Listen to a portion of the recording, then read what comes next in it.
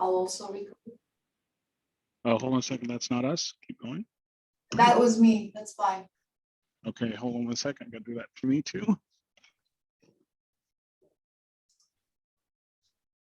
All right, Madam Chair, we are recording and broadcasting. The floor is yours. Thank you, Mr. Lloyd. Good afternoon, everyone, to the July 15th meeting of the Cambria Community Services District. We will begin with our opening and the call to order and our Pledge of Allegiance. Asana, could you provide us with the flag, please? And if you Yes. would join me in the Pledge of Allegiance. I pledge allegiance to the flag of the United States of America and to the republic for which it stands, one nation, under God, indivisible, with liberty and justice for all. Thank you, Asana. And we have a quorum established with all 5 directors present. Thank you. And Mr. Carmel, I believe you have a report from closed session. Thank you, Madam President. At the July 8th regular meeting, the board discussed a new litigation case. It's called Afifi versus CCSD in the county. There's no action to report. Thank you, Mr. Carmel. We will move on then to our next agenda item, which is the call for any additions or deletions to today's agenda. Do any of the directors have items for either? Well, particularly deletion. Additions would have to be taken out differently. Okay, I don't see anything. So we'll move on then to board member communications. So at this time, any, oh, wait a second. We President went right by Steiner, the we presidents. went over Thank you. Yes, over thank you. We the, know. Thank you. the report. The president's report. There is something that I wanted to bring forward, and it was just a timing issue. There were some revisions to the water supply ad hoc report that had been submitted, and some of the revisions were for clarification. And it was reviewed by the R&I committee and approved by all 5 members. But I wanted to bring it forward as we ran into a timing issue, being able to bring it to the board meeting so that it will support the information for the strategic plan. So, Sana, I believe you're going to share the page. Okay, here we go.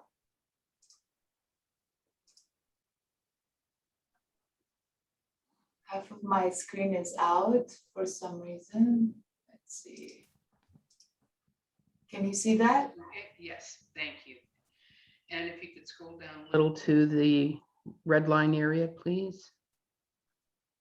Now, this isn't showing the full red line. That was. It's in the middle of the screen. And it's just put it, okay, it's inserted it below the, okay. So this was the, this is the major item that drove this revision. There's a reference here as you read the area of the paragraph that had been lined out, that we do agree that the new wastewater treatment plant would be required within the next 10 to 15 years. The discussion here was relative to a regional plant. It wasn't relative to our existing wastewater treatment plant, and it ended up causing some confusion. So the writer of the report, Mr. Pearson, went ahead and made the appropriate revisions to this so that it would eliminate the confusion that may have caused. Additionally, I think there were some minor items also on the next page, or scrolling down a little bit further, Asana. And those were, for the most part, wordsmithing, although there was some updated items regarding to the shelving of the idea of a regional wastewater facility, as that has been eliminated from conversation for right now because it's an option that San Simeon wasn't interested in pursuing at this time. So that's the reason for the revisions on that wording. So that was the extent of the changes that happened to that, and just wanted to bring it forward so that we had the revised information available when we go to review our strategic plan data. So thank you, Asana. Now we will move on to item 2, the board member communications.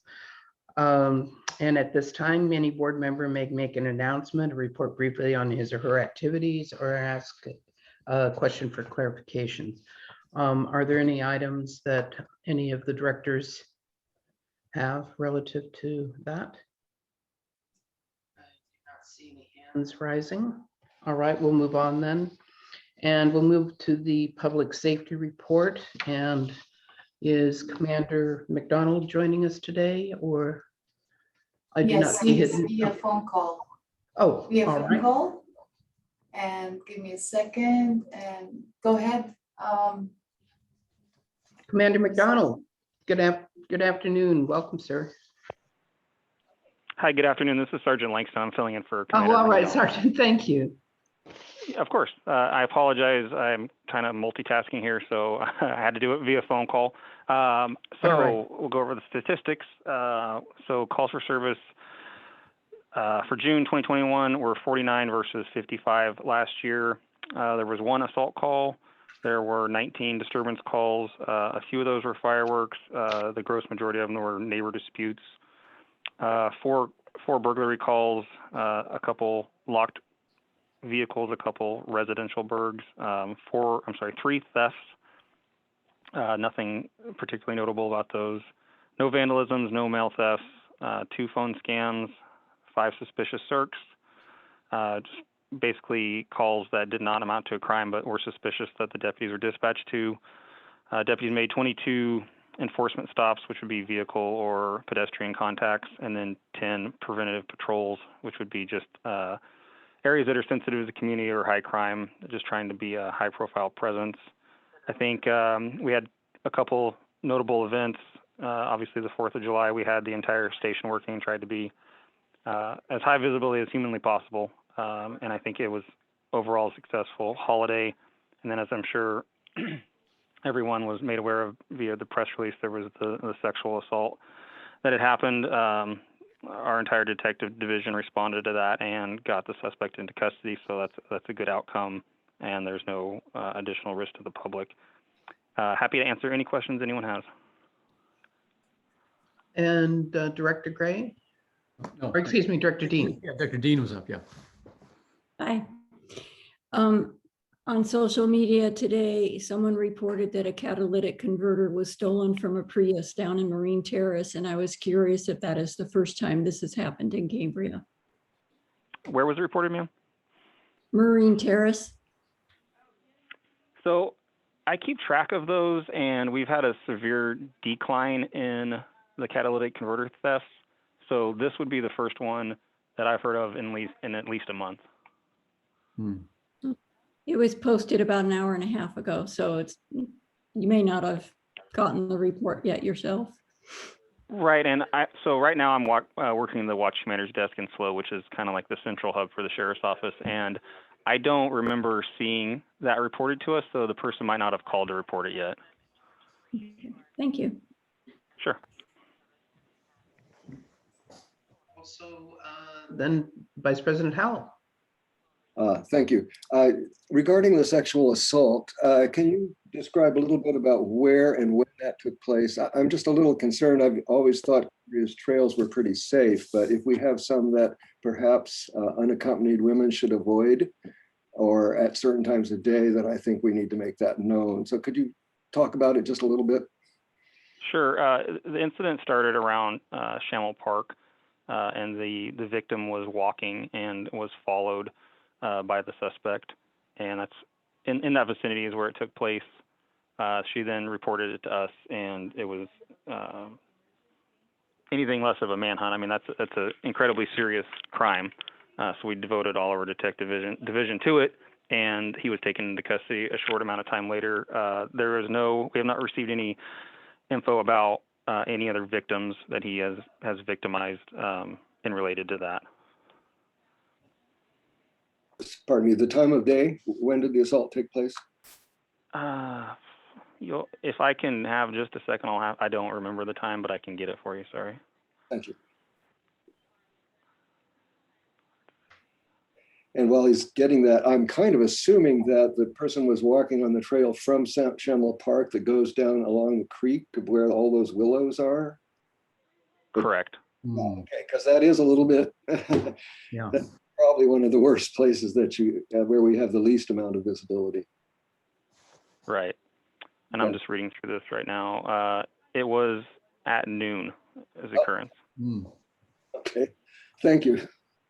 Of course. All right, are there any other questions from the board members? All right, I don't see any. Sergeant, thank you for joining us today. I appreciate the time, especially Thank since you. you're Have a good day. on the desk. Yes, thank you. I appreciate the accommodation. Thank you, Sergeant. Bye-bye. Bye. All right, then we will move on to the fire chief's report. Good afternoon, Chief Hollingsworth. Thank you for joining us. Good afternoon, President Steidel, members of the board. Thank you for letting us be here today. For the month of June, we had 80 emergency responses within the community, 1 fire, 30 emergency medical responses.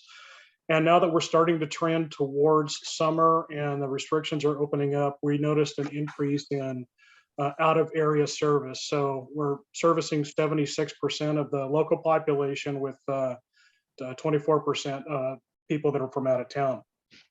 For obvious reasons, one of the changes we adopt in the local fire code every few years is we outlaw any kinds of fireworks within the community because of our interface with the forest here.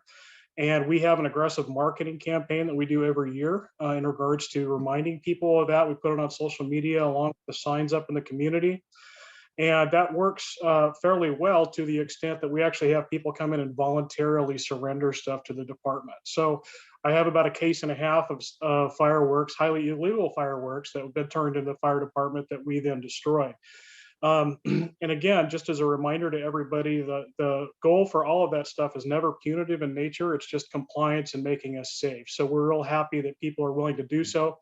And we continue, I fielded 3 different phone calls this year from people that wanted to remain anonymous, but turn stuff in so they wouldn't get in trouble. So we just remind everybody that that's always the best course of action. And we appreciate the compliance the community shows with that regard. We're tying up our annual fire hazard fuel reduction program. The deadline was the 15th. You'll still notice a handful of lots within the community that are not cleared yet, and that's in the process of being inspected. That list will come before you, the board, this next month for approval, and then we will hire out the local contractor to finalize the clearance of the failed lots within the communities. But we're about averaging right now in regards to what we normally see at this time of year. We have been staying on top of the multiple grant applications that we have out right now. Unfortunately, the federal government is in somewhat of a holding pattern and they're not releasing anything at this time. So that's not to say they're invalid. That's just said for some reason, they just tighten the purse strings and they're waiting for some kind of indeterminate point in the future. And what normally happens is when they finally loosen this, a whole bunch of stuff will come out all at once. And so we get notified once a week. And right now they're still in that holding pattern. Well, we also have feelers out to the county OES in regards to the other radio grant, and we have yet to hear back, but they're hopeful that that was approved in their budget as well. And then lastly, I just want to remind everybody, one of my full-time captains, Captain Dan McCrane, went up against a whole bunch of other people in a very competitive testing process. And he has been hired as the new fire chief at Morro Bay Fire Department. So a huge congratulations to him. I'd like to next month be bringing this before you as the board for a formal recognition for Captain McCrane. But from someone who speaks, myself, from experience and how difficult that process is, it is a huge testament not only to the quality of personnel that you're letting us hire, but then also the training and expertise we're able to get them while they're in seat. So it's exciting for him. It's a huge loss for us, but it's also an opportunity for succession planning. And in the fire department, we're very aggressive in that regard. We try to train everybody to the next level. And so I have people within the department right now that are qualified, and we're going to be doing a provisional testing and promotion for those that are existing there, at least for the next 6 months, and then possibly opening that up to a full-time or open hire later this fall. Additionally, in regards to that, of the 7 reserves that I hired this last October, I have 1 left. Again, that speaks to the quality of personnel we're getting, but we're making them so marketable that they go out and get full-time jobs and they move on. That single testing process alone cost us about $100,000 in regards to personnel expenses, equipment, personal protective equipment, uniforms, training, all the stuff that goes along with it. So it is a costly venture, not to mention just the amount of raw time and effort that goes into getting people at that entry level. That being said, we're kind of in a holding pattern, and we're going to have to go through that process again. So I have announced a new reserve hiring process, and we already have some interested candidates in. So we're going to continue down that road until we can make some more permanent decisions with staffing. But we're excited that we have such excellently trained people and qualified for those positions. And that's a testament to what you've been allowed us to be able to bring on board. I'm over to you for any questions. Thank you, Chief Hollingsworth. I wanted to mention back to you that I think that the fact that our loss is someone who's moving to Morro Bay, it's also a reflection on you and your department, that the caliber of person that would be considered in making that kind of movement reflects the quality of personnel that you have and the leadership that you have with the fire department. So thank you. Yes, ma'am. Are there any other comments or questions that anyone might have from the board? All right, then we'll move on. Thank you again, Chief. Thank you, President Steno. All right, for the agenda, we'll move on to public comment, item 4, and this is public comment for any items that are not on the agenda that the public would like to bring to the board. And Osana, do we have any? We don't have any written. I have a Rusty Burns. Go ahead, please. Rusty Burns. Hi, good afternoon. Yeah, my name is Rusty Burns. Thank you for the opportunity to speak today. I'm 35. I'm a recent transplant from San Diego, bought a house up here on Richard. Software engineer, team lead in the financial sector, and I hope to be a father in this community. My wife and I moved here in November, and we just recently went back to our hometown of Encinitas, and we're like, we literally never want to leave this place. It's pretty awesome up here.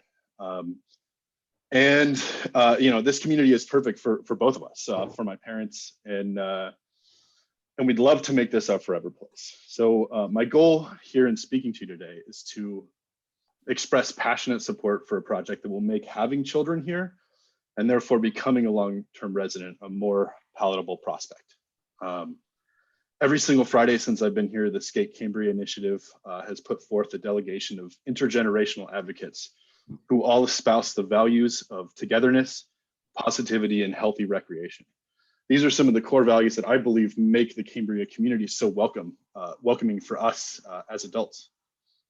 To me and many of the people I've spoken about with this, extending these values to, and I air quotes here because I read that email, the youngsters, that is of vital importance. And so there are 3 points in regards to this that I'd like to make. You know, the skate park has to be on Main Street. We were just talking about the Vice President Howell just mentioned the visibility, right? It's very important that, you know, we have our kids in a very visible public space. 2, there's incredible fundraising momentum. You know, the initiative is providing their own financial solutions. I wish I had more time to help them and more money to give them, but I've been on the ground, you know, talking to people and getting involved in the community. And as a result, my 3rd point is that it's evident that the community supports this project. the responsibility for the public servants on this board to me is clear, that I respectfully ask that we make a public statement supporting this project and provide a concrete pathway to green light it so that we can get this asset returned to the community as soon as possible. Thank you. Thank you, sir. Thank you, Rusty. Go ahead, Daniel, go ahead, please.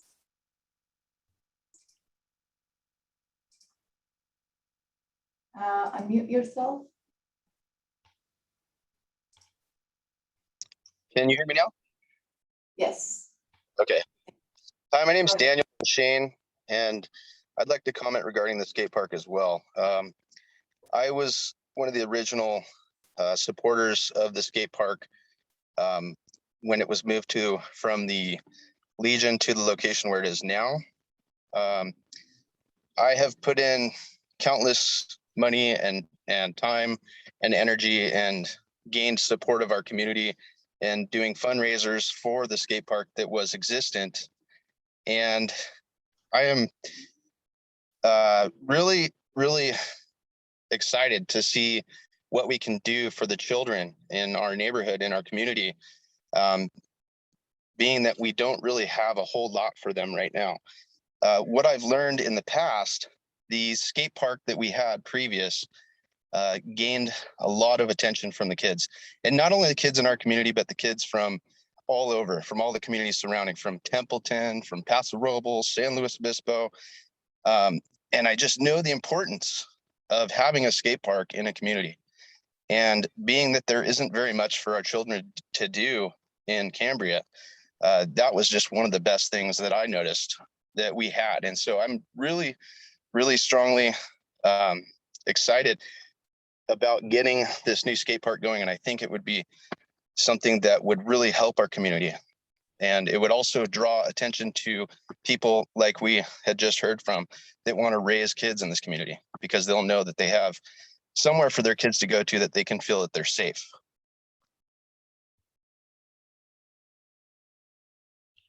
Thank you, Daniel. Thank you. I appreciate it. Thank you, Daniel. Now we have Buddy. Go ahead, Buddy. Hi, can you hear me? Yes. Yes, go ahead. Hi, some of us in the skate park initiative, or all of us, are kind of curious. It seems that there's not a unanimous support from the CCSD, and it just feels a little wishy-washy. And we're also starting to feel nervous about this grant, and that it might be skimmed off the top. And it doesn't seem like there's any answers, any concrete answers as to what the feeling is on that. And it'd be nice to hear. I mean, it's a unanimous support from the community. It seems a little bit strange, and we're wondering if maybe there's some other agendas going on that they might want for this area, and it would be nice if those concerns could be addressed. It would be really nice also if these kids could get the skate park done before they're adults, and it seems to just be dragging on. And it's also strange that this isn't a regular agenda item, since it's such a important issue to the community. That's all I got. Thank you. Thank you, Mr. Campo. Any other? Thank you, Buddy. Let's see. I don't see any other attendees. Do we have any written public comment? No public comment? No. Okay. Thank you. Director Farmer? Thank you, President Stidel. I just wanted to briefly comment on Mr. Burns, Mr. Rusty Burns. And he was talking about raising his family here, said he was 35 years old, that he's become active. I just wanted to let folks know, in case you didn't, he didn't mention it, that Mr. Burns moved here and almost immediately there was a vacancy on the board of directors of the Friends of the Fiscalini Ranch Preserve. Mr. Burns, at 35 years old, applied for it and was accepted. And most of the people on that particular board are close to or at least twice his age. And so they are so enthusiastic. He has added a certain enthusiasm and just upbeat attitude. Not to say that it hadn't been there before, but they were so welcoming of him, and he has already participated in a really positive way. And so I just wanted to say that for Mr. Burns, and it is nice to have him and his family in our community, hopefully for a real long time. Thank you. Thank you, Director Farmer. All right, I still do not see any public comment requests from the attendees. So what we will do then is. Wait, one more. All We got right, one. John, go right. ahead, John.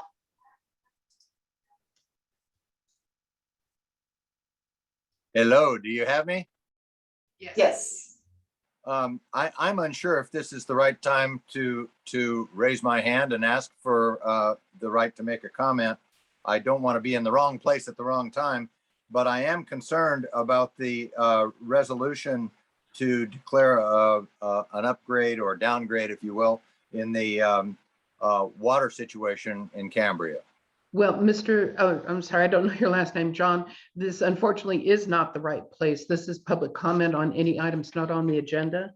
And the item that you are referring to is an agenda item, and it will be following in just a little bit. We have a consent agenda and then a hearings and appeals, and that's where the water resolution is being looked at. I will await for that moment then. Thank you. Thank you, sir. Thank you. Anyone else? Osana, I don't see anyone. Okay, there is nobody else. All right, so we will move on then to the consent agenda. And I'll ask first if anyone has any questions of clarification or wants to remove any consent agenda items from consent.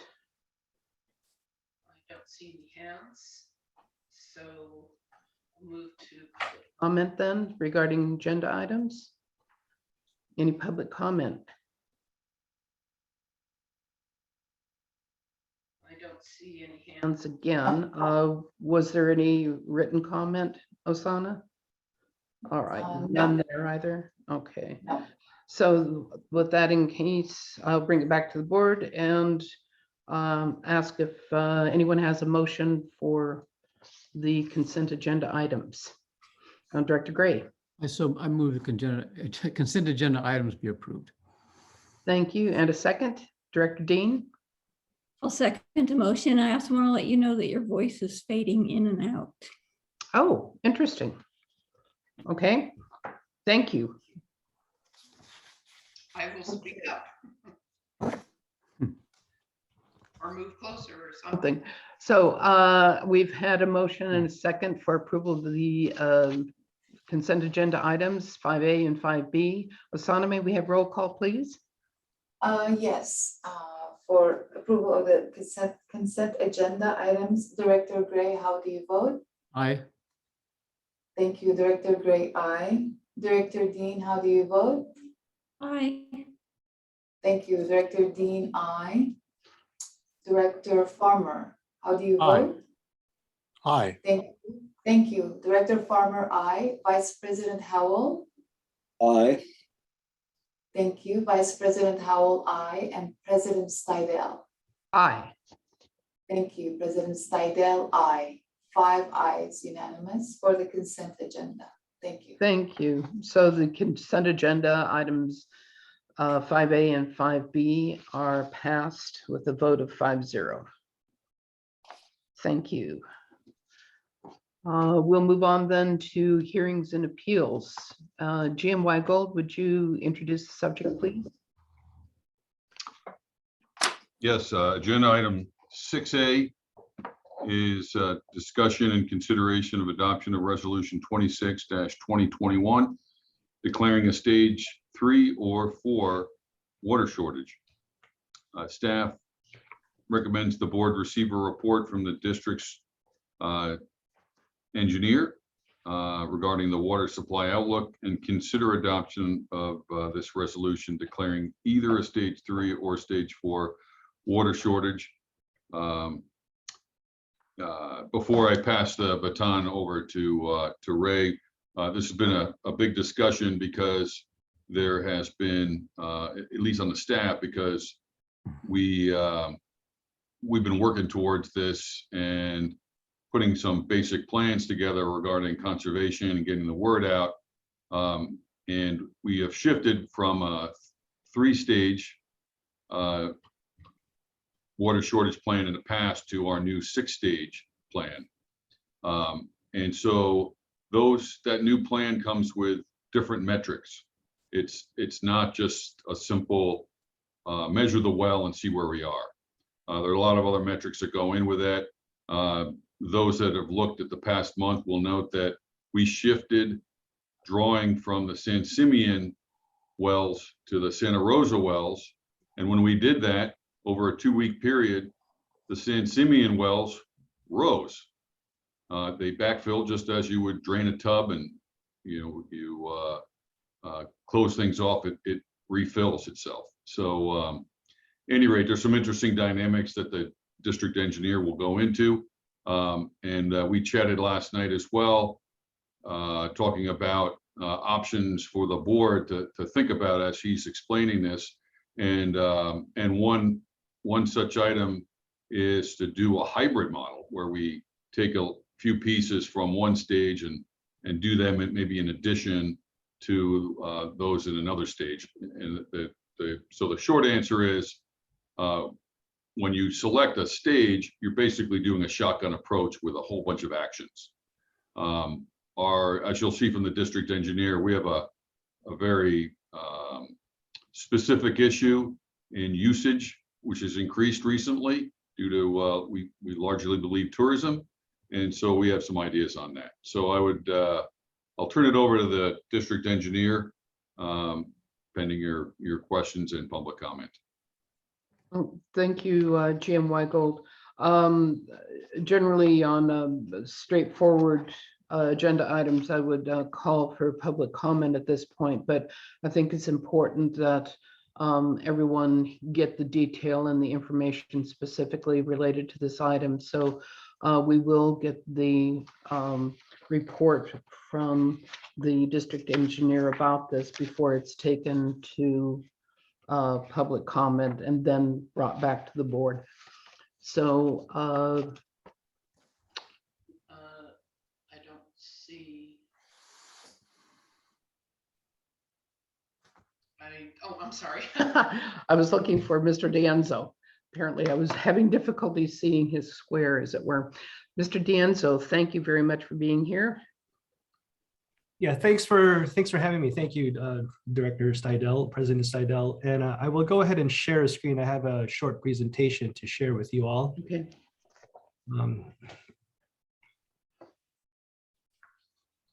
Okay, so as leading up to this, we adopted the water shortage contingency plan in the June meeting, in the June 17th meeting, and we submitted the water shortage contingency plan along with the urban water management plan to the Department of Water Resources on July 1st. So this is officially now enacted as you all approved the plan in June 17th and now submitted to the Department of Water Resources.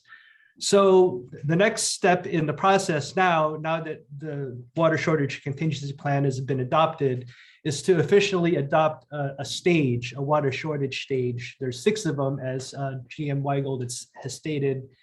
So I will be presenting some data for you today for your consideration. I will be making a recommendation and then waiting for your direction as far as how to proceed.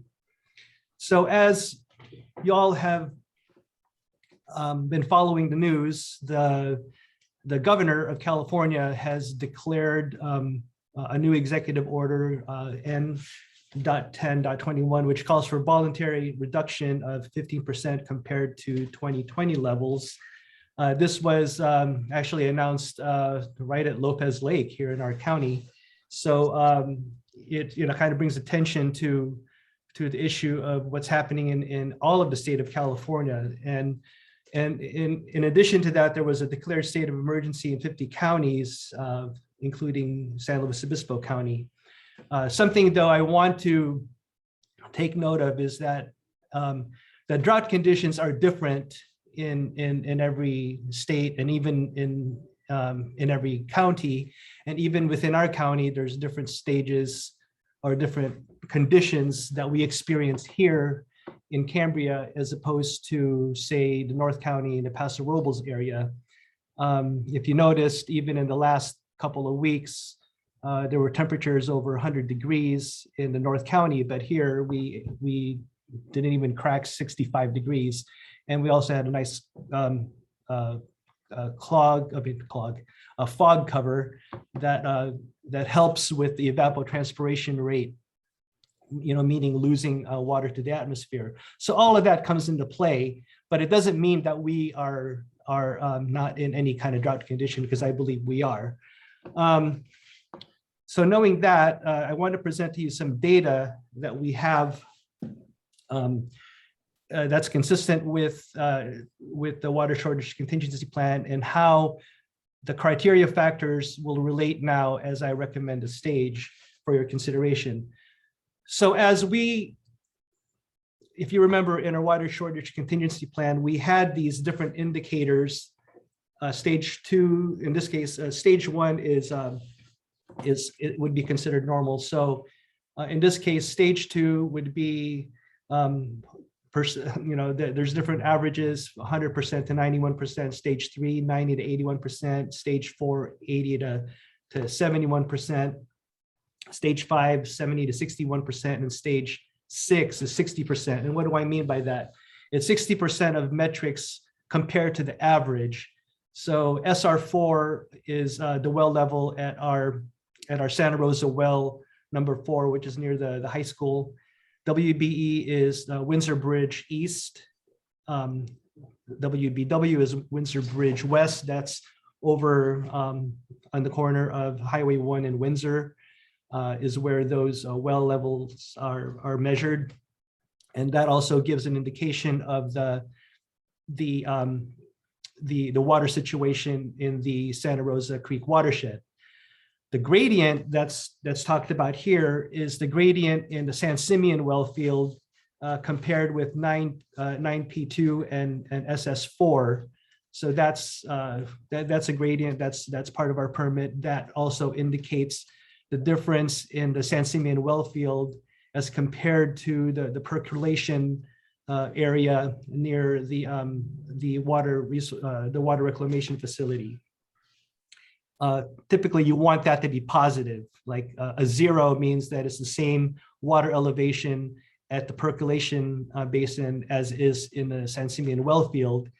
And if it's negative, then that means that it's actually going in a reverse, meaning that there's more vulnerability to seawater intrusion.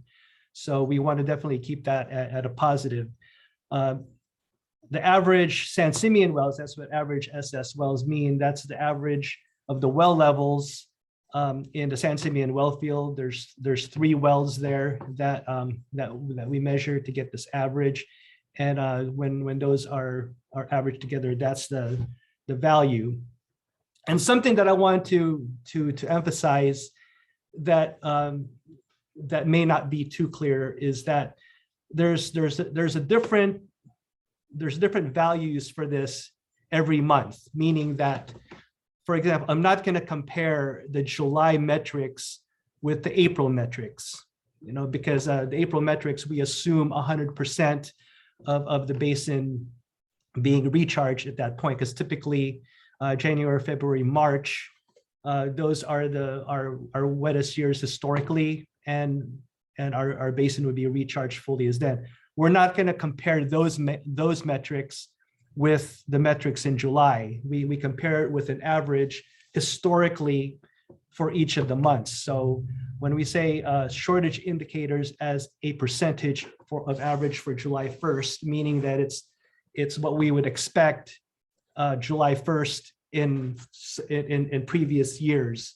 In this case, we took it from the water shortage contingency plan, which is average all the way from 1999. So it includes averages even from the drought years. So in the board packet at the moment, the numbers that I presented there are the numbers as of July 1st, because we took those values, we measured those values in July 1st. So that's what those are the numbers in the board packet. Because we were going to present this report today, we did another measurement yesterday. So to give you guys the most recent numbers. And as you can see, some of these numbers change. And I want to explain this a little bit. So on July 1st, which was about a couple of weeks ago, SR4 was 49.45, didn't change much from a couple of weeks ago. WBE on July 1st was 4.62, WBW is 4.21. The gradient was 1.89, and the average of the San Simeon wells in the San Simeon well field was 14.15. If you were to compare the July 1st with the June numbers, the July 1st numbers actually went up 0.3 feet, which is an interesting thing. And we didn't, by the way, we didn't stop pumping for a couple of weeks, just to it was more like a couple of days. But anyway, it was and it kind of it was more like an indication that those type of pumping activities do affect the well levels as far as rebounding and such are concerned. So we take all of that into consideration. So in the July 14th, you can see that the SR4 levels stayed fairly the same. It went down a tiny bit. WBE went down a little bit. WBW went down quite a lot. And I'll explain that in a second, why I think that is. And then the gradient went down a little bit too at 1.77, but it's still positive. It's still a positive number. And then the average of the San Simeon wells went down to 13.51. So one of the things that a couple of metrics did go into the stage 4. Oh, by the way, I did, let me use my laser pointer here.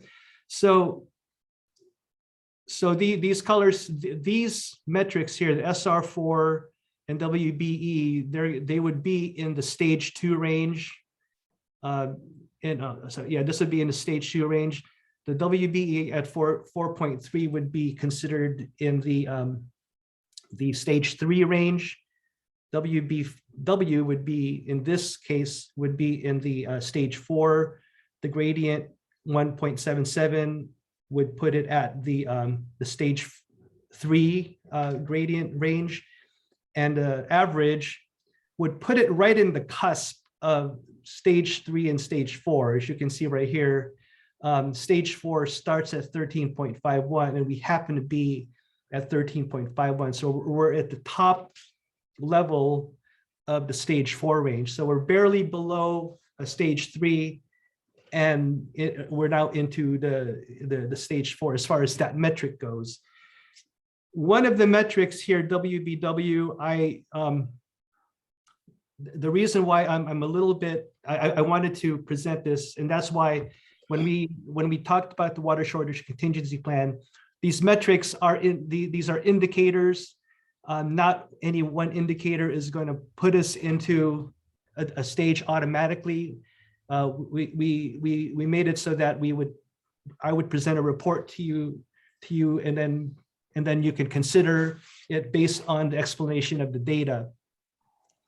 WBW is one of those metrics that is affected by tidal influence, and it's also affected by pumping activity, specifically at that Shamel Park well. There's your Shamel Park well that's used there by county parks.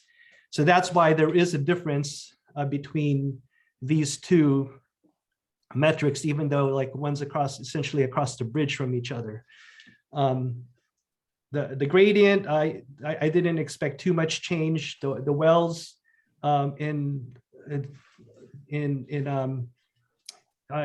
was to be expected that it was going to go down a little bit, but there's always like a 0.3 difference that you're going to see depending on whatever pumping activity that we don't see. That there could be pumping activity in the surrounding areas that would affect that cone of influence of that well, but it's still in the stage 4 range. So there's, you see, there's a mixture of these two of all of these metrics. The Santa Rosa is not it's not trending below average the same way as the San Simeon well field is. So that's definitely something to consider. And now as far as my next slide, as far as demand estimates for the remainder of 2021, this isn't part of the official metrics, but I told you that we would consider it as far as the decision, as part of the decision points of these stages. So we plugged in the numbers based on well levels into that to the 2002 the year 2000 model, Kennedy and Jenks supply model, and from that we found that there is 230 acre feet of volume remaining in the San Simeon, specifically the San Simeon well field. Now couple that with the estimated demand between now until October 31st. This is based on actual averages from 2018 to 2020. So this just gives you an average. If we were to continue where we're at without any kind of demand reduction, we would estimate that we would need 204 acre feet between now and October 31st. Why is October 31st significant? Because October is considered the beginning of the wet season.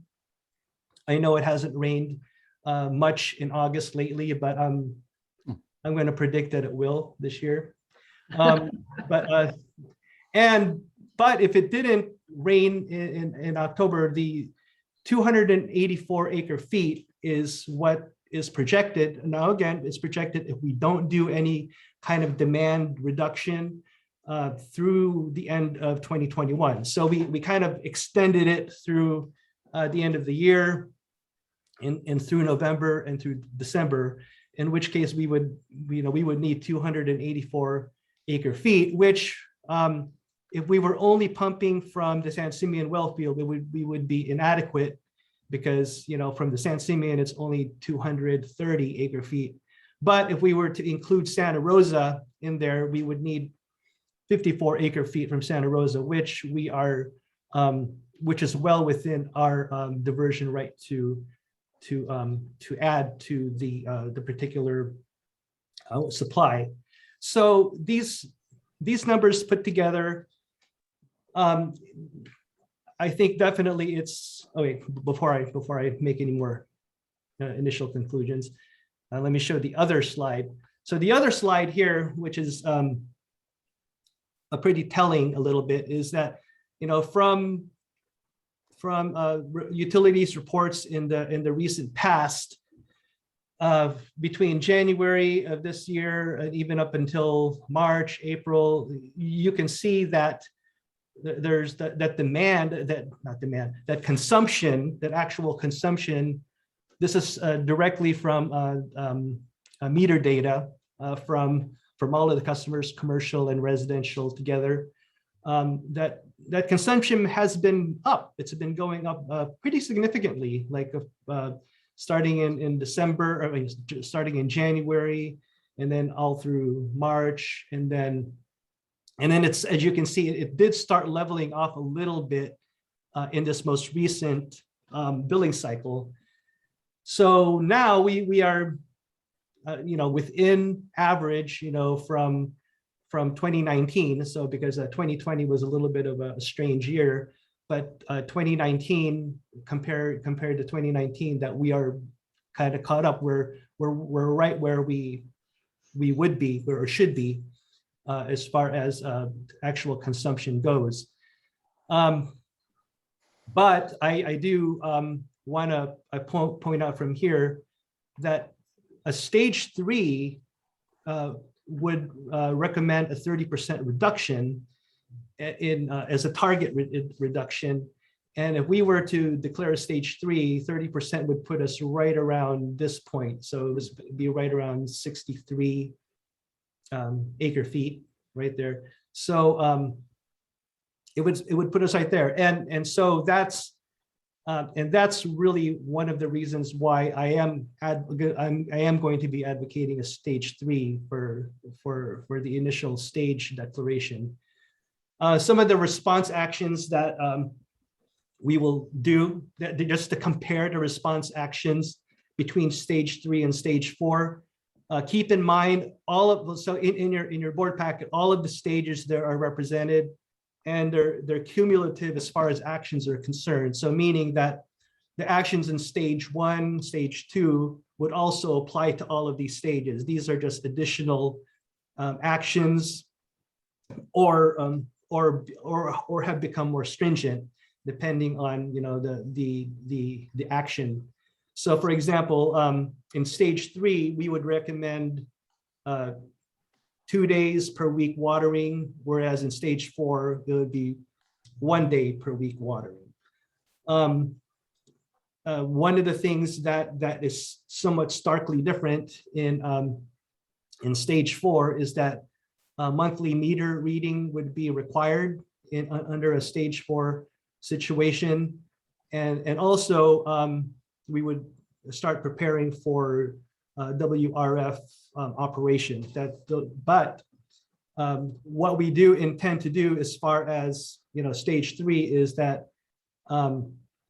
we will be starting our farmers market outreach, and we're ready to go starting tomorrow at the farmers market outreach there, and also to expand our outreach. And so one of the there's all of these actions that are mentioned here, and also, like I said, cumulative actions prior, but additional staff actions that we will do is that we will be doing a retrofit saturation survey. That's kind of a fancy word, but it's part of our update to the water use efficiency plan, where essentially we would start going door to door to different accounts. We would be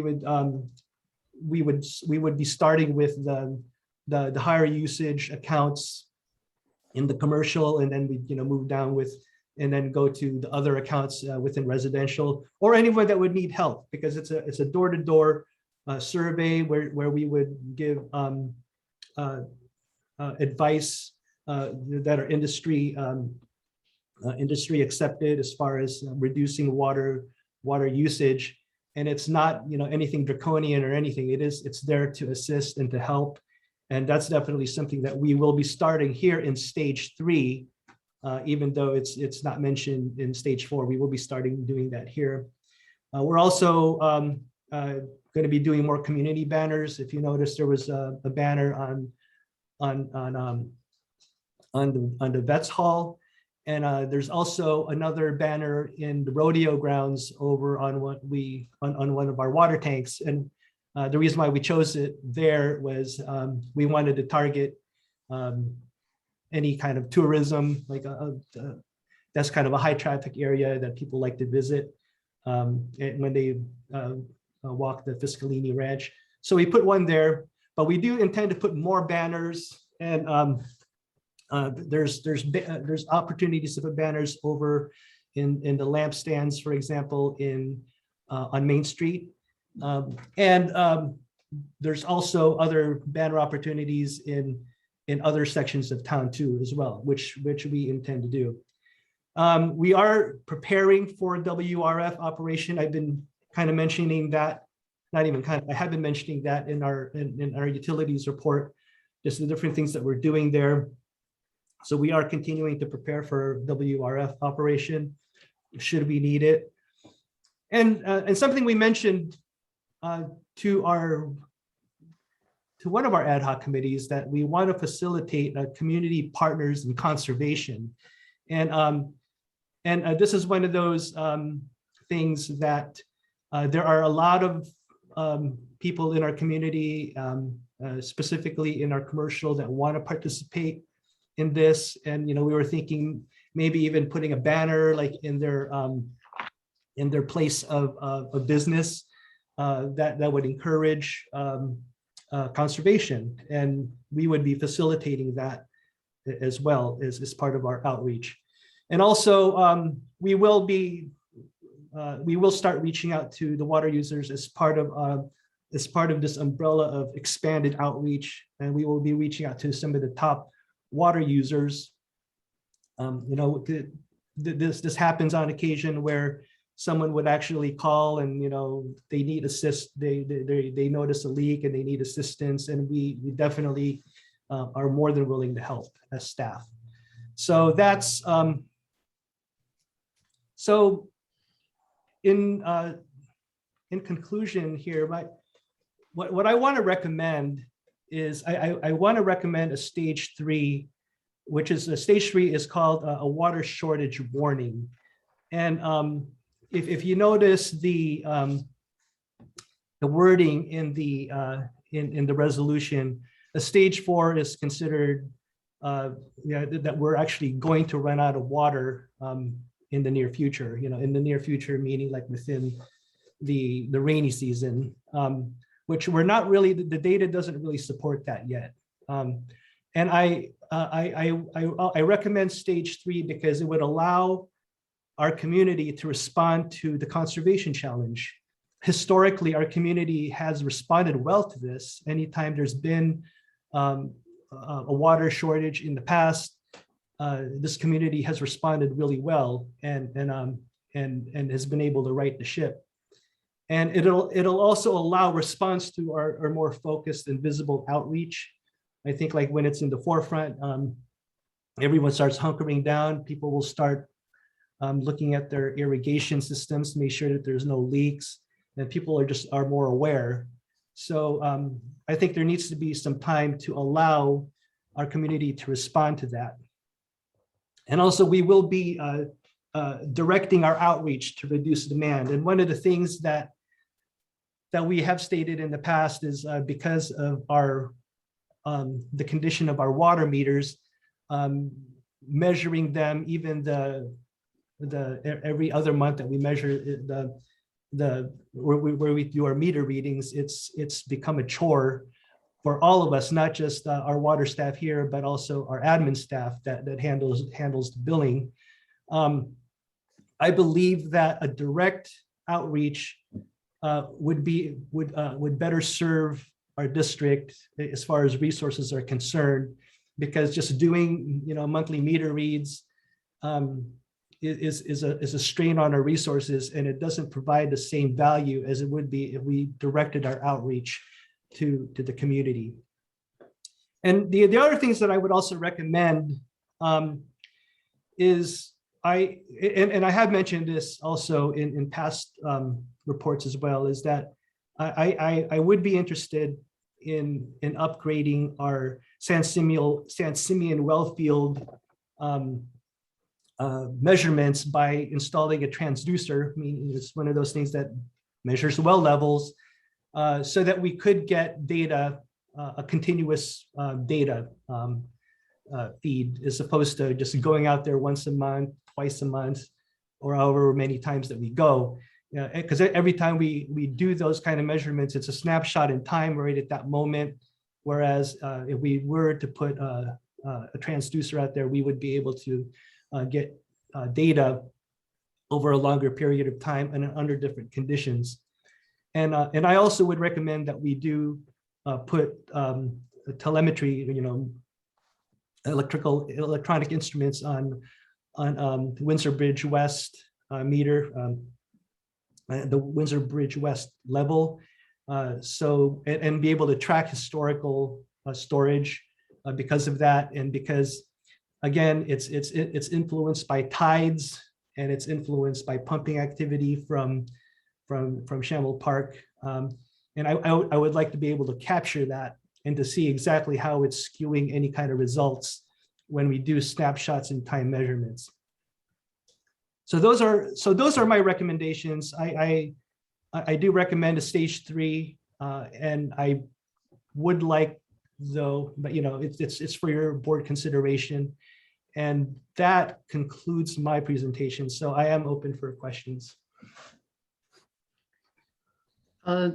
Before we go to this, because I'm expecting that what we're going to do is end up bringing this back to the board, and we could probably get into quite a long discussion. So I think first, if it will work all right for you, Mr. Danzo, I'd like to take the public comment first, and then we'll come back to the board discussion if that works for you. Absolutely. Yes. Thank you. And Osana, I'm sure that we have some attendees who would like to speak. Yes, Ted Key, go ahead, please. Good afternoon, Madam President and Board. Ted Key, Cambria. Today, as you decide what drought stage we're in, several important points are highlighted. First, without any further question, Cambria might barely have enough water for existing connections, and certainly not for any new connections. This has been a well-established situation by the Coastal Commission on several of the proposed new homes given the green light from CSD. I say no more intent to serve shall be issued until we have a stable water supply. CSD and the county have angered the commission and many of us who have had to continually challenge permitting. Second, it is apparent from water use reports that commercial and VRBO use is alarming, a surprise to no one given the level of tourism we've been experiencing as people seek out our area to escape the heat. So given this a fact, I agree for CSD to verify randomly whether these VRBO and commercial businesses actually have water saving fixtures still installed. After all, this was the justification for issuing intent to serves after Coastal denied one after the other. If these businesses do not comply, the question is, for what reason should they receive lower rates? Are we asking residential again to carry the load? Third, the UWMP distinctly overestimates water supply while underestimating demand, and is based on having a CDP for the WRF in the next 5 years, and that growth should resume. All fantasy, the WRF as configured will never deliver 250 acre feet a year with a reinjection loss of 50% and will be prohibitively pricey. It certainly won't do so without massive disruption of the ESHA, and even if it did, where would you put it? I have expressed this several times and will continue to do so until this district understands that water security, both potable and for fire suppression, will never happen until the 700 acre foot Warren Reservoir located directly across from San Simeon Road from our production wells is constructed and filled with 96 to 97% zero liquid discharge recovery water from the waste plant's 550 acre feet per year discharge. Such a water recovery machine from Global Water Innovations will soon be installed in the city of Piru, Ventura County. Running at 200 gallons per minute, this machine will recycle just their wastewater at an affordable per gallon figure. Such a machine should be in the 2 to 2.5 million price tag, doing the same work we paid millions and millions for. While we have been mucking around for 7 years, water recovery, like so many technologies, has been marching forward quickly, which is why I have asked on several occasions, what is the ceiling for spending on the current device hamstrung by its connection to the aquifer? Now is the time to act, and infrastructure money is certainly coming soon. get Carbajal up here. And I should note that California has 80 billion surplus. Each billion is 1,000 million. And all we need is maybe a paltry 80 million of it. Seriously, how much? Thank you, Mr. Key. Thank you very much. I do like some of the stuff I saw in the R&I report, so keep it going. Osana? Yes, thank you, Mr. Key. Crosby and Laura Swartz, go ahead, please. Good afternoon. This is Crosby Swartz. I appreciate Ray's presentation there. I did provide some written comments, which I submitted before I heard Ray's reports, but I'm going to summarize it now. I am delighted to see that the district is looking at the available acre feet of water remaining and projecting their needs to the end of the dry season. I have a couple of comments on the discussion in the agenda package. If 235 acre feet of water is currently available from the San Simeon Aquifer as stated, and we are using an average of 45 acre feet per month, we will deplete the usable water in the aquifer in the early part of December. And that's simply 235 acre feet divided by 45 per month equals 5.2 months. In 2020 or 2021, depending on how you want to say it, the dry season ended and the aquifer refilled on January 31st. How does the district plan to supply water until at least January 31st? It wasn't clear from Ray's presentation in terms of acre feet, how much you think you're going to conserve and so forth. The 2000 Kennedy Jenks baseline water supply model is 21 years old. Has the district cross-checked the model predictions with current well level and pumping data as suggested in my June 10th, 2021 written comment on the water shortage contingency plan? It is possible to calculate exactly how many acre feet are remaining in the aquifer at any time and compare that with what is needed to get to the end of the dry season, which should be at the end of the year at least. This October 31st is not actually the end of the worst case dry season. Anyway, those are my comments. Thank you. Thank you, Mr. Schwartz. Thank you. Deborah, go ahead, please. Hello, everyone. My name is Deborah McHenry. I recently, in 2019, purchased a home on the Marine Terrace, and I love Cambria, and I want to thank you for your service to this community. Mr. D'Anzo, I appreciate your comments. They're very educational as well. The questions I have might be a little more elementary because I am new to the community. One of them, as you know, when we purchased our home, we needed to come in compliance with some of the new water pressure and PSI regulations.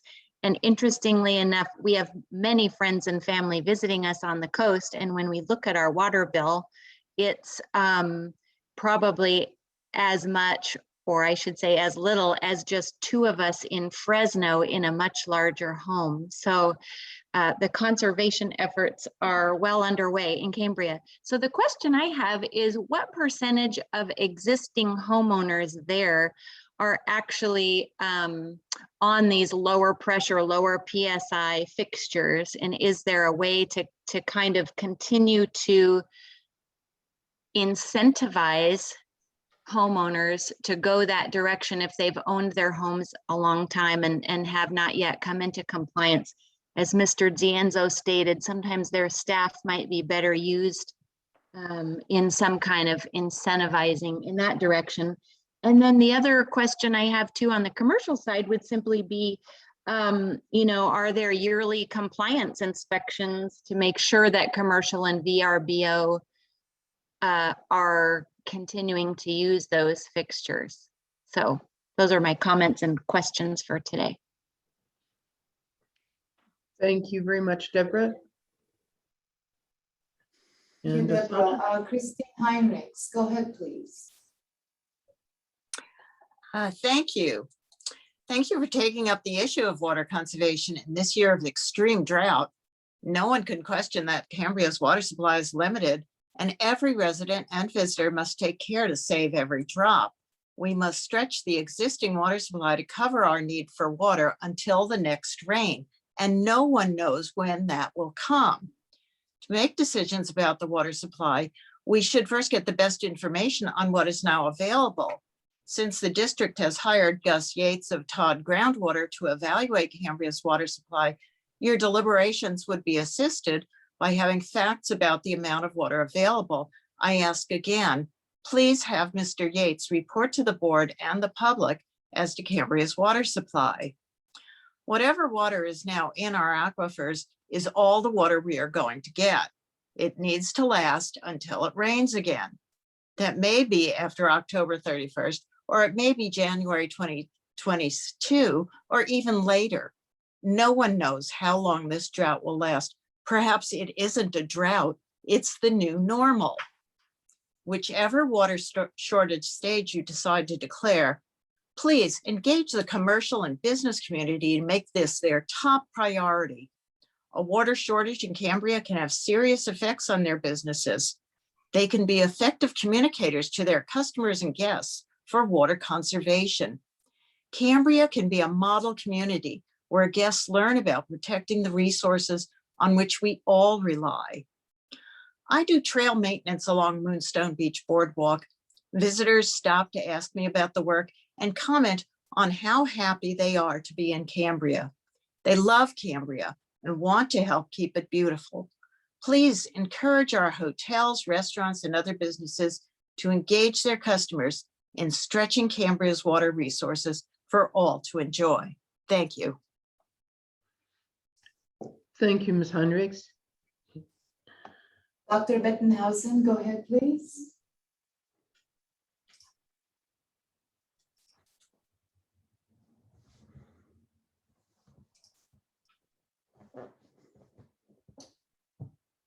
Dr. Bettenhausen? Not hearing you. Her microphone is on. She took down her hand, apparently. She's still up. I brought down her hand, but she's able to talk. Go ahead, Dr. Bettenhausen. Can you speak louder?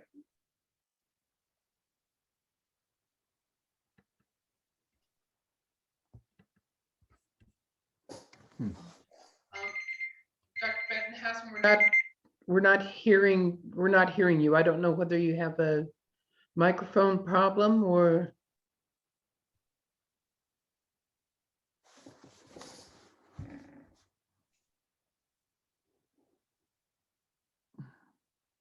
I'm sorry, we're just not getting any reception from you.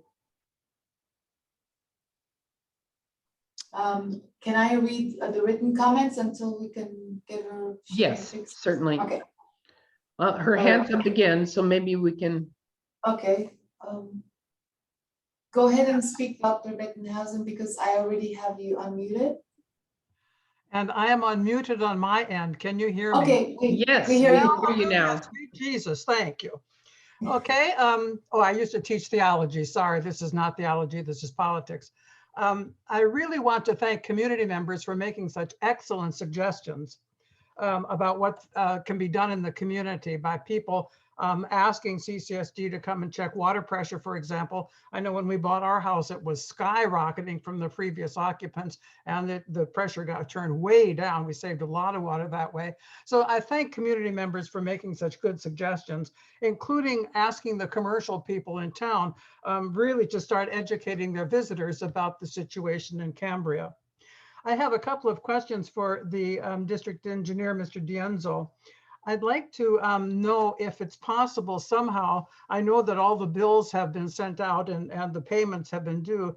Is there any way for you to make an initial analysis of the usage for May and June? Because I suspect it has really been going up and would be germane to the decision today, but we have no data on that so far because we don't have access to the billing summaries yet. The second thing I'd like to point out is that when I posted on social media, just a simple question, how much water do you use? And then I suggested the 3 basic arithmetic steps you use to look at your bill and figure that out. There were many people who said, I had no idea. Some of them said, I had no idea I used that much, or I had no idea I used that little. I know that on the website, you have a way of people reading their bills, but how can you direct people to go to the CCSD website and look at that? You need to get your information out in a more effective way. I'm sure you already know that. Banners can be useful if people happen to look up. But I think you have to address the question, how can you make the public in Cambria more educated about water usage? If I go to the website right now, I cannot find out the water usage actual data about Cambria except on the billing summary. I can not go anywhere else about current usage and expect to find it because it's not there. I can go back and look at Bartle and Wells in 2018 and get some pretty good estimates and some actual numbers. But we need to know much more, Cambria Community Services District, about how the demand operates in Cambria between residential and commercial, and then tourists fit in there somehow. We don't have hard data. I'm sure that the judgment in 2000 about the baseline was an educated, astute judgment. And I want to thank Mr. Schwartz for raising the question. How do we know that the KJ 2000 baseline has any real relevance today anymore? We are so far into this climate crisis compared to that. The population has shifted, et cetera. You know that. But how can we get more reliable base data? And I hope that in this all, you hear a strong theme on my part, and that is conservation will not work unless you have an astute, active community outreach program. So I urge you to talk to community members. I urge you to talk to businesses. I urge you to ask questions of anybody that you know who's a ratepayer and say, how can we make you more aware of what you use and then how you can save? And I commend you for your use of the Flume program because that certainly got rave reviews in response to my posts. So I wish you well. Stage 3 probably will last at least a week or two at the rate we're going. And if we have any more tourists, I'll share the trash from the beach as well as from locals. But I will also share with you how they understand that Paradise has no water shortage whatsoever. So that brings me back to my theological background. Perhaps in defining paradise, you can help tourists understand that there are problems in paradise. Thank you. Thank you, Dr. Bettenhausen. Thank you. I have 3 written comments. All right. One is. Go ahead. All right. One is from Karen Pearson. I'm a little confused about the new 6 stages of water emergency and have a question. How can we include get the WRF prepared to run or run the WRF when it hasn't been fully permitted yet? What are we going to do for water right now when we run out? We certainly can't run that facility. 2, I also would like to know why vacation rentals don't pay sewage fees. Can someone please give the answer for that? Thank you for your feedback, Dave and Karen Pearson, Pearson. That's one. Another comment from Mel McCulloch. And so honorable board and staff, I am Mel McCulloch, president of the Cambria Chamber of Commerce, and I am representing all of the motels and restaurants in Cambria who are all chamber members. I know ration of water will be necessary, but I suggest the district should approach rationing of water to Cambria businesses as slow as possible. The rationing of water will at a certain point mean motels will have to shut down rooms and restaurants limit customers. This will be a real serious hardship on our business. Thank you for considering this problem in deciding on the various stages. By the way, when will our water production plant start operating? It appears the time is now.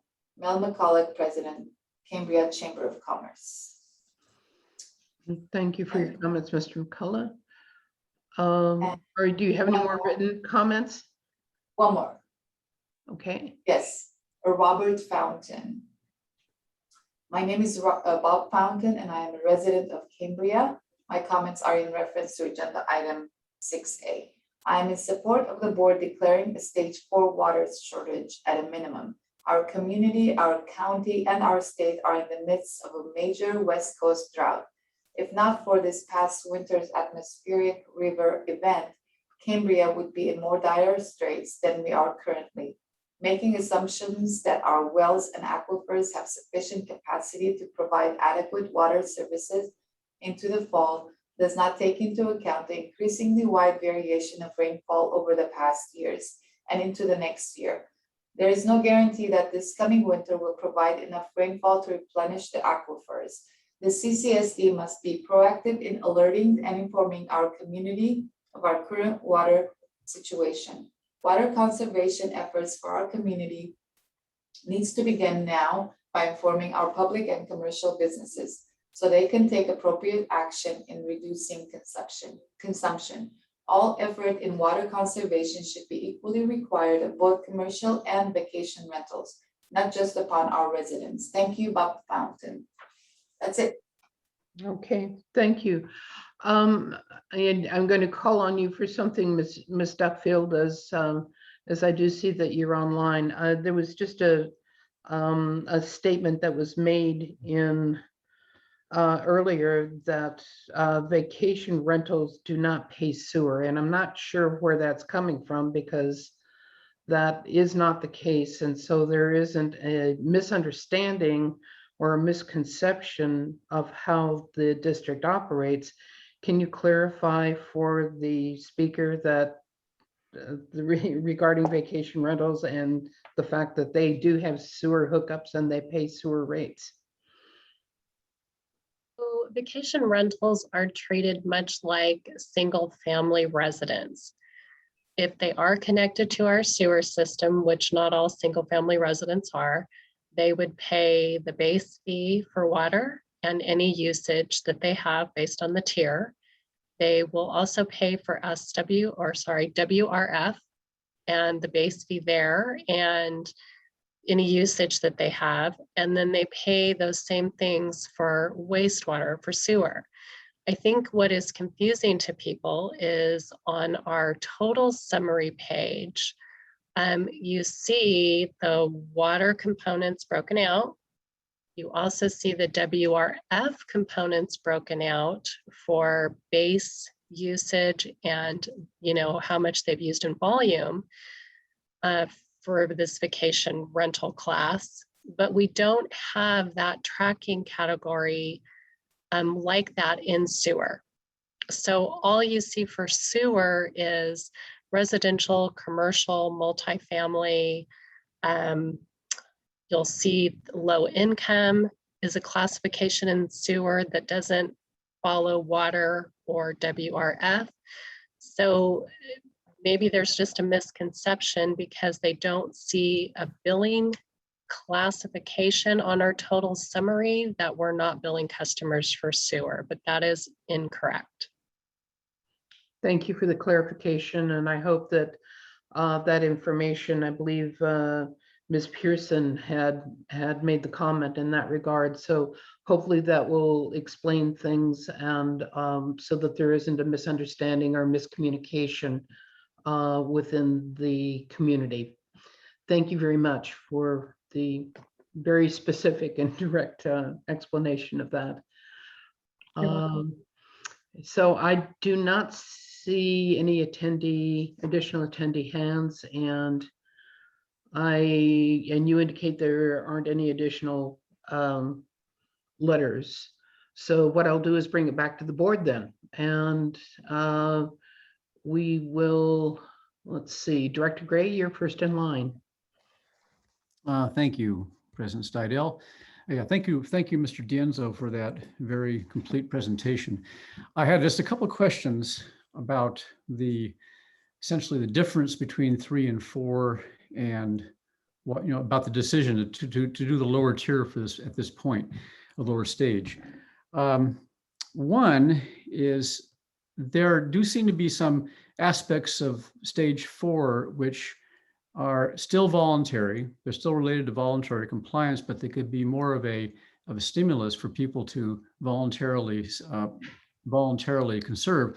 One is the monthly reading, monthly meter reading and notification of people who are high users, and the establishment of the water allocations. You'll be told, or you'll find out you have, say, 3 units per person, so and that sort of thing. You don't get the surcharges at this point, but you are told that there's a certain limit that you should stay under.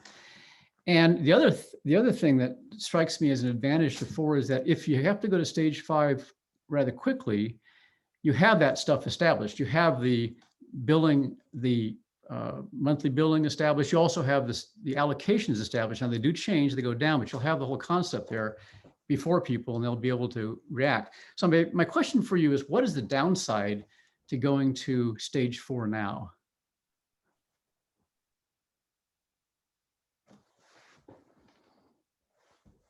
So President Seidel, should I answer that? Oh, I'm sorry. Yes, thank you, Mr. Drenzo. I will I will be more specific in that. Yes, certainly any questions that the board may have in this regard. Yes. So I don't, the downside, I guess, would be, well, to me, it's not a question of downside or upside. To me, it's the way the data is presented at present is where we really stand as far as recommendations are concerned. And yes, stage 4 will put a drain on staff resources regarding meters being measured every month. That's not a problem for us. Our guys are willing to do whatever it takes. The downside that I see there is that it's not an efficient use of resources, because if the issue is reducing demand, then just finding out meter readings to tell us that, oh well, we need to reduce demand, when we can actually find that out through our production data. There's a lot of ways to be able to respond to those things without having to put that drain on resources. And I think that if there was a situation where we were reducing the demand's already been reduced, that the outreach is moving forward and people are responding, and we're still seeing low metrics, then yes, there would be cause for concern, and there would be a clear justification for stage 4. But at this point, like I said, I don't necessarily see a downside other than it would be an efficient use of resources if we were to do some of those actions in stage 4, when I really think that those aren't going to address the issues. So. Thank you. One more question. One of the speakers mentioned the idea of doing inspections of vacation rentals and commercial establishments to make sure that their appliances, the water saving appliances, were still in place. Is that being done now, and could that be done fairly quickly in reaction to this? What do you think of that idea? Well, I think it would be a great idea, because right now there is no nexus to inspect the vacation rental for water conservation compliance. There are other things like remodels that would trigger an inspection, but right now there really isn't. As far as our commercial accounts are concerned, we could, when we start doing our retrofit saturation survey, we will reach out to those accounts. And so and right now it would be random as far as residential accounts are concerned, but there is another line in there about additional outreach where we could reach out to other people that are residential that are not part of that retrofit saturation survey that I just mentioned. Just one more quick question. How much rain do we need to get out of the woods in November, December? Well, there was one year where I believe it was, there was one year where we recharged the entire basin with just 6 inches of rain for the season. So, so it doesn't take much to recharge the basin, is what I'm saying. So. Okay, thank you. Thank you very much. Okay, Director Farmer? Yes, thank you very much, President Stidel. So first off, during Ray's, by the way, I want to thank Ray for his presentation. I wish to thank all of the community members who called in or gave written statements. All of them very, very valuable. Ray mentioned during his presentation, he predicted that we would have rain in August. I would imagine most of us chuckled at that. So I figured I would just look back and see, well, did we actually get any rain last August? And it turns out that, not that this is pertinent, but in case you wanted to bet with Ray, on August the 13th, we actually got 0.2 of an inch of rain. It was kind of off and on drizzle overnight, which, well, that's kind of cool. But I also looked at the rainfall for the remainder of the year of 2020. And the next rain that we had was on November 6th and 7th overnight, about 1/4 of an inch, followed by 1/2 an inch on November 18th and 19th, another 1/2 an inch on December 13th, and then roughly an inch the remainder of that month.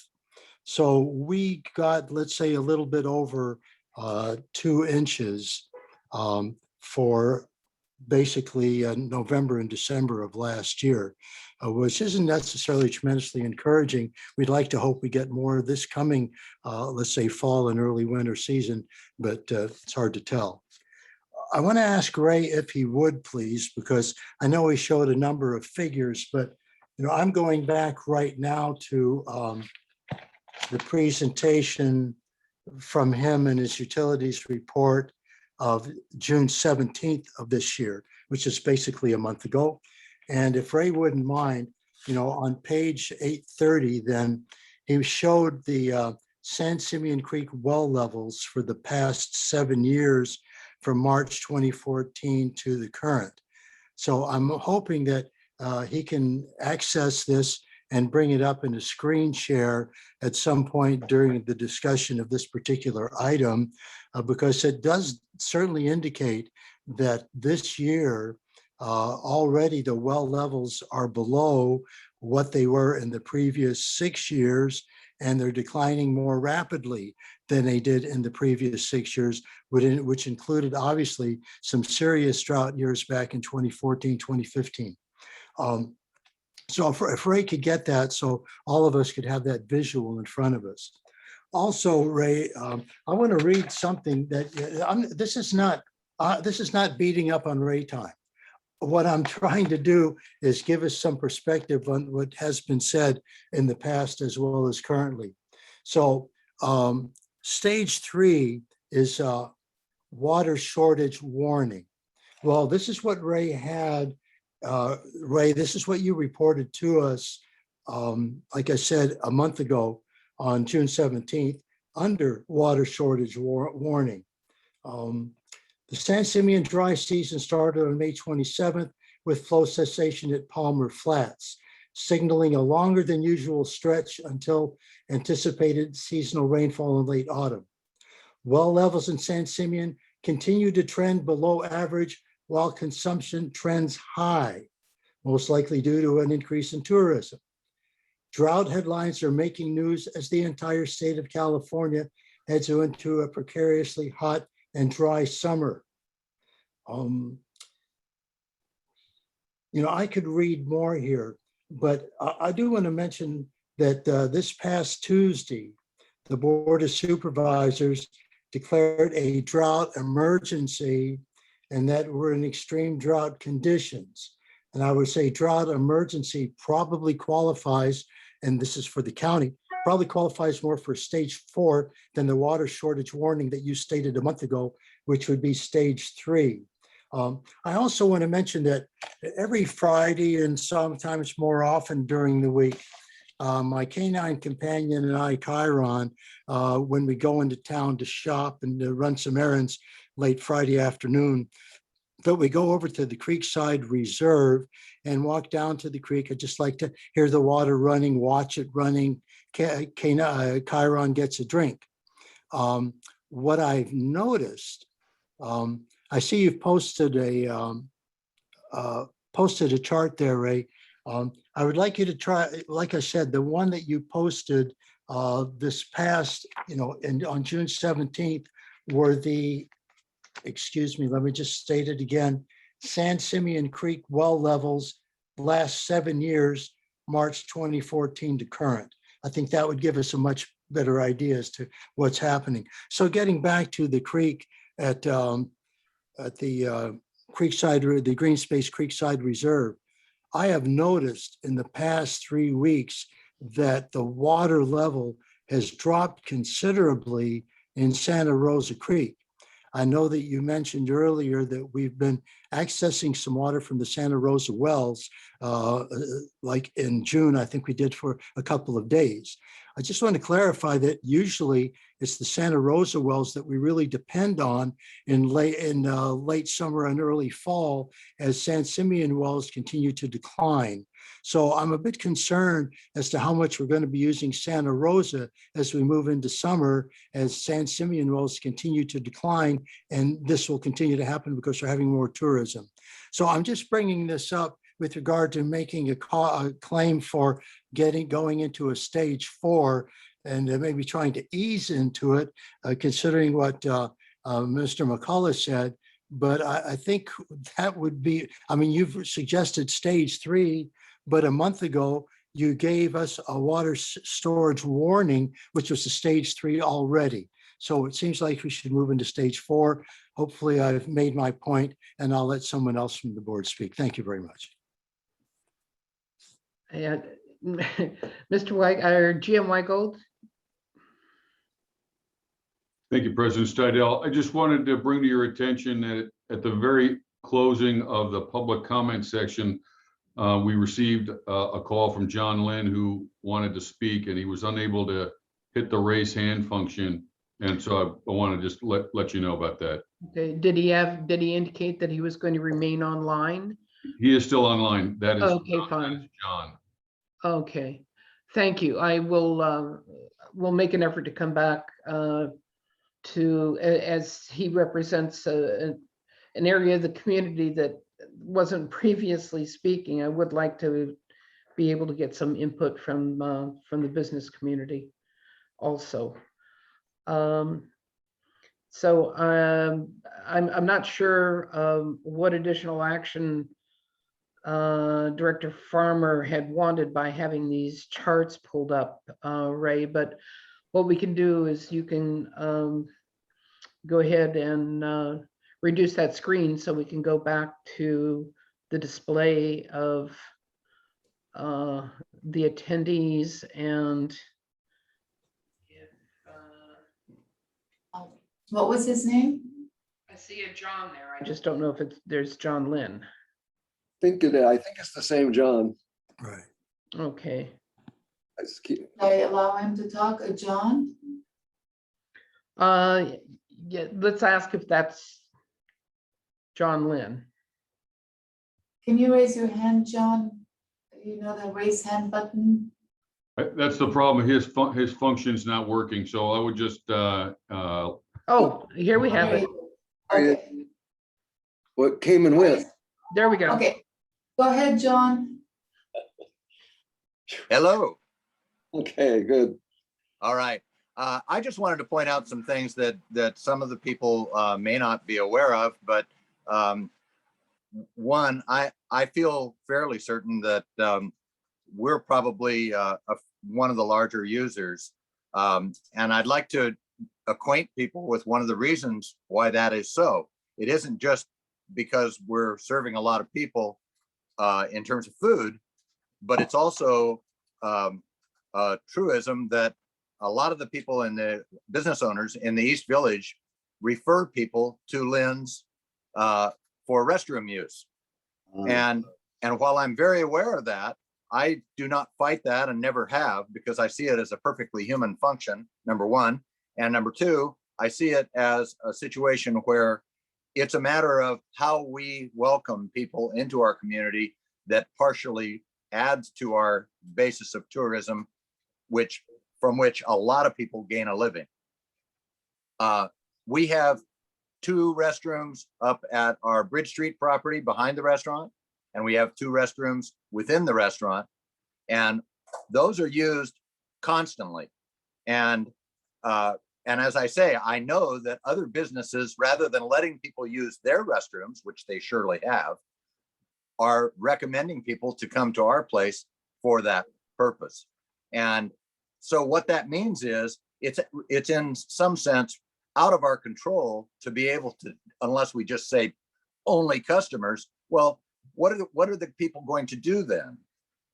And so that's one of the dilemmas that we face, is that hospitality dilemma. Secondly, I wanted to point out that Lynn's is very active among a group of landowners up Santa Rosa Creek that are trying to find ways to waylay water so as to extend the amount of rainwater's use through the community, so that there is less of a panic situation for the community. Thirdly, I wanted to point out that if you all remember, and I'm sure all of you that were here in town at least remember, we had a huge rain back in the early spring, late fall, late winter, in which we, like at my place, we got about 16.5 inches out of that one rain over a couple of days, right? As that happened, one of the things I want to point out is the Board of Supervisors issued an emergency warning for the county, but most of the other parts of the county did not get that rain that Cambria got. So in a sense, we're in a different set of circumstances than many of the other people around this county. And I feel sorry for that, but at the same time, I feel good about it, because I know that at my farm, our well is full. It is still full. There is water running above ground right next to the well. So I know that by definition, that means the well is full. So those are some things that I would like to point out that I think underscore, perhaps, at least from my perspective, the preference of a stage 3 designation as opposed to the more difficulties that would be created with a stage 4 designation. Mr. Lynn, thank you so much for the feedback on that. Those were not things that had been previously expressed by folks who had a chance to speak today. So thank you. Thank you for allowing me the time to speak. Certainly. Okay. So we'll come back to the board. And let's see, Vice President Howell. Thank you. Let me lower my hand there. Well, let me start with a bunch of questions, I think. Well, first thing, I want to make one point right off. I think that we need to stop using the term surcharge. Those are not surcharges, they're penalties, and we need to be very clear about that. Those are not a charge extra because of some other stuff that has happened. It is a charge specifically meant to penalize someone for overusing their water. And so we need to be clear about that. It's a little too, it is a penalty. That's exactly what it is. Okay, several questions possibly for Ray. Let me ask them first. Well, maybe first I should actually say where I'm coming from and then ask the questions. I was somewhat alarmed in the little spreadsheets that Ray, that you first presented. Forgive me for addressing you directly. I was somewhat alarmed at the figures that were coming forth in the presentation that Mr. D'Enzo made. In that, I noticed that over a mere 2-week period, a 14-day period, several of those indicators moved from stage 3 to stage 4. It only took 2 weeks. So the reason I bring that up, I also, having looked at the well level charts, as Director Farmer has mentioned, and also as presented by Mr. D'Enzo, it's very clear, at least as my view, is that our well levels are running very low historically, even low compared to The second year, if you notice, they're below 2014, which was the second year of a drought. So there's no question but that the well levels are running low. I don't think we can have, I don't think anyone's going to argue that. It is also, now here's where perhaps it's my impression, and I think maybe, I think it had been brought forth by Dr. Bettenhausen or someone, that maybe we, once we get the next month's, the latest billing information, we'll have a better handle on demand. But it's certainly my impression, based on everything, that I do not see demand dropping. I see it rising, and rising considerably. And in view of the fact that we're seeing all over the country this kind of rebound effect from 14 months of isolation, I think it's reasonable for us to expect that that rising demand in this very, very desirable place, especially during the hottest time of the year in inland, that we can anticipate that demand will continue to rise. I really don't see it falling, nor do I see any evidence presented today. Mr. Dienzo's chart, where he says he thinks it's falling, but I looked at it, I couldn't tell whether that line was actually really trending down or not. So it's an open question. So having said all of those things, this is sort of where I'm coming from. I'm sort of following Director Gray a little bit in this too, I think. What's concerning to me is that if situations can change within, say, a 2-week period, and the question is, how long after we determine, that is to say, after staff determines that they need to notify the board, that to suggest to the board that a stage 3 is needed. At some point, the staff will discover that by observing all these indicators. And then Mr. Dienzo will inform the board. The board will have to have a meeting, probably a special meeting. My question is, if we were at a stage 3 and we saw it, in other words, how long after staff learns that we need to go to a stage 4, realistically, how long will it take to implement that stage 4? And I'm going to guess, just guess, this is just, I would expect about a month in view of all the work that would have to be done. Now, I may be mistaken, but there is certainly a hearing requirement. I think legal folks can tell us there will be a minimum, because we'll have to have a hearing, it'll have to be in a printed medium, and et cetera. There will be a minimum delay, legal delay, that we simply cannot, well, maybe we can if we have some horrible emergency. Point being, in other words, that there is a delay between when we perceive a situation to exist and when we can actually implement the measures to take care of it. The other thing I would like to say before I ask my question, so as I said, I'm rather in favor of a stage 4 at this point, even though perhaps all the indicators don't yet show that. Because the other thing I would, as a board member, now this is, my position is different from staff. I think maybe it's very possible the staff needs to be optimistic about this kind of thing. We don't want to create a panic, but on the other hand, if later on, I would rather be accused of being too pessimistic in this issue, rather than, let's say we come to September and there's still no rain.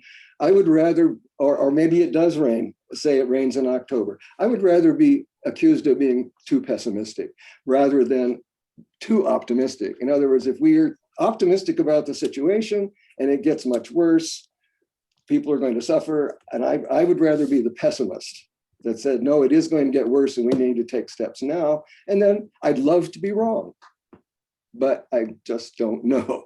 So that's my position. I think I will favor going to a stage 4, but I do have a few questions which maybe could clarify the issue. And I don't think it would change my mind, but it might.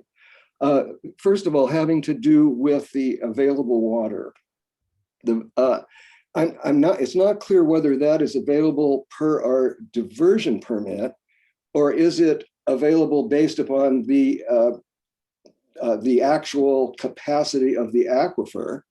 That there is a difference, how much we can draw versus over a period of time versus what the aquifer will be holding. And the other question apropos of that, similar follow-up, is if we're talking about the volume of water contained in the aquifer, which is available, and by the way, that is finite. Unless we have a rain, the water we have now is finite. There will be no other water. So the other question, though, is when you determine the available water, does that take account of the riparian users, and whose rights will actually go ahead of ours. And has that figured into your calculation? So that is a question that I would think would be useful to have. So that's one question. Let's see. Okay, I've already asked the question about the timing. How long after you receive the indications will it actually take to actually achieve implementation? Oh, the other thing, Deborah had asked some very interesting questions. It's not really germane to this discussion, but I would like to hear answers to that, maybe in another meeting. And then as a final thing, before I shut up, I say an absolute enthusiastic yes. Why hasn't it been done sooner regarding the transducer and the telemetry request? How soon can we get that? So you certainly have my support on that one. So having said that, I will now yield the floor. Thank you. Thank you, Vice President Howell. Mr. Carmel, before we go back to Mr. Janzo for some questions, in the idea of if we declared a stage 3 today, but needed to move to a stage 4 quickly, would we again have to go through the process of a public hearing with, the amount of time it would take for public notifications and presentations and print? Yes, I believe we would, pursuant to Water Code Section 378. If we're putting additional restrictions and allotments in, we would. Okay. Okay, so that as a minimum does take that to 4 weeks, even with a special meeting at the other end of it. Yeah, so thank you for bringing that up for discussion, Vice President Howell. And I believe there were 1 or 2 more questions, perhaps, that you would be able to address, Mr. Danzo. One that had to do with the Santa Rosa Creek and the availability of water, and whether riparian user access had been considered in the information that you had considered here.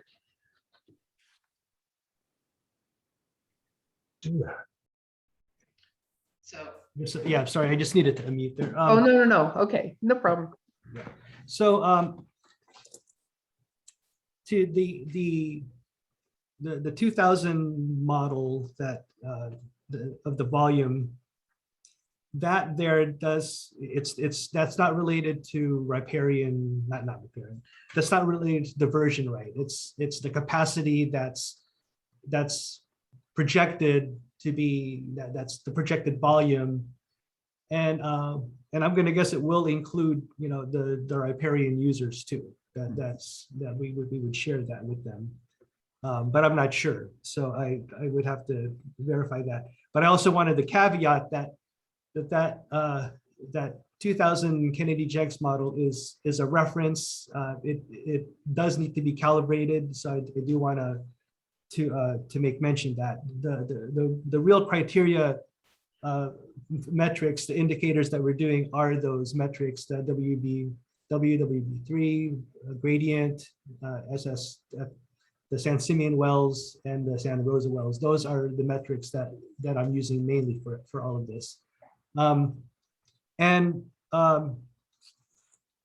do want to clarify that I don't want it to sound like I'm trying to be optimistic. Optimistic is my October rains prediction. It's not I never predicted an August rain, but optimistic is October rain. So but that's I do want to say that I don't, even though it sounded like I was taking a side, I'm not. I'm presenting the data as I see it. I understand it's a snapshot in time. I'm open for whatever consideration your board would have for us, and we would gladly do it. And as far as moving from stage 3 to stage 4, I think, yeah, there will be some time, but I think we can mobilize that very, quickly. Like I think it's already been mentioned, within a couple of weeks time. And I believe the other question, so I wanted to show that that graph that I had earlier.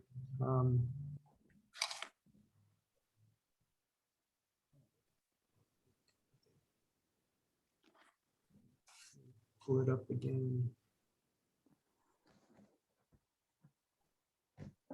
So, so this graph here was updated. That's why the January, the June 15th data would have been, the June would have been right there, where my cursor is right there. And at that time it trended, it was touching the 2000, I believe that's a 2013 line. And it's now kind of like in between the 2014 and 2013. That there is cause for concern. That's why we are in a drought situation. And that's why stage 3 is a drought warning. But at the same time, I'm not seeing, it would be too early for me to say that we're going to run out of water before the rainy season starts. But like I said, I can't predict the future on that. I can be optimistic about it, but even that doesn't matter. It's like I really, I wanted to just present the data as I saw it. But again, there is an argument for 4. I completely understand that. But we can use the Santa Rosa Creek wells to help supplement in such a situation. So anyway, all of those into consideration was why I do recommend a stage 3. We are doing a lot of actions that I think that I thought would help us to see how the community would react and how any changes would occur as a result of those activities. That was where those recommendations are coming from. I also believe that it is a better use of our resources to be able to target those kind of outreach efforts as opposed to just, for example, doing monthly well reads. That is a drain on our resources only because of the condition of the meters that we have now. And also there is an element of administration time too that gets depleted too when during those times when we do measure the meters or read the meters. Mm-hmm. So all of that being said, I think I answered the question. Yeah. Was there something else that you remember that I needed to address? But not unless Vice President Howell felt that there was something else that needed to be addressed. Otherwise, I would go to Director Dean, as she had her hand up and hasn't had an opportunity to speak yet. We can go ahead and check with Vice President Howell, see if all of his questions got answered, because his questions were mostly the same as mine, except for one thing I didn't hear an answer to is, once we make a decision today whether we want to be stage 3 or stage 4, when do those guidelines take effect? And I think Mr. D'Anzo, you could certainly be in a position to answer that, but my understanding is immediately we would start acting on it. Like for example, we're intending to go to farmers market tomorrow, because you know that starts in stage 3. So whether you decide stage 3 or stage 4, we would still do that. It's under the you know, we do what we can, and there's another slide that I didn't share with you was what our approach would be for determining allocation reductions, because of the COVID year 2020, we believe that that's not a good year to base things on. It was weird in a lot of ways, but 2019 was what we were going to suggest doing the data, because it's going to be a similar approach for residential, but as far as commercial is concerned, right now there is no allocation for commercial, but stage 4 there would be, and it would be 3 units per month per EDU, for equivalent EDU. Yeah. Or in this case, the way the code read was if it was going to be a year or the average of the year, whichever is less.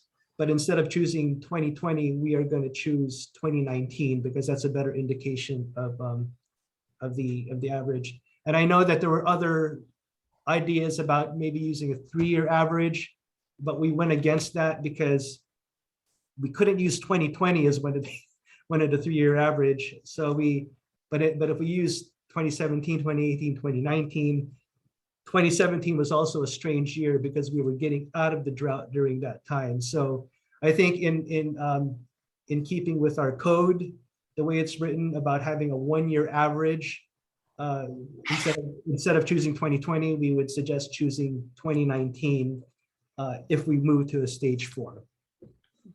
And I can understand that in that, for instance, it would be particularly onerous for the business community in that during the 2020 season, their consumption rates reduced significantly because they were closed.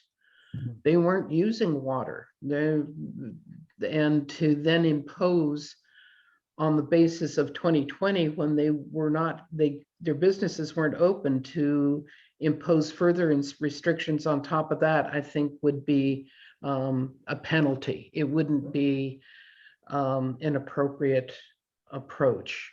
In fact, if you kind of look at how much reduction there was versus how much increase there has been, there's been some increase, but as a net effect, the business communities have increased, but not to the extent that their current numbers would represent as a netting effect for their loss in the 2020 timeframe. So I think it would take careful analysis in determining what kind of criteria would need to be established in that regard. I'm just curious if there are certain things that staff needs to be able to respond to if we were going to a stage 4. For one thing, take into consideration that we've had something like 1,300 meters out of the 4,000 meters in this town that they literally have to go out and read. They can't extract data from because the meters are failing. So they're going out and they're having to read meters. And that's extraordinarily labor intensive. And where that was spread over a 2-month period, it would then be a 1-month period. They'd have to be turning that data, as well as responding to the other criteria being put into place. Now, all of that being said, that isn't a reason for not doing it. I'm suggesting it in terms of information on the basis of this.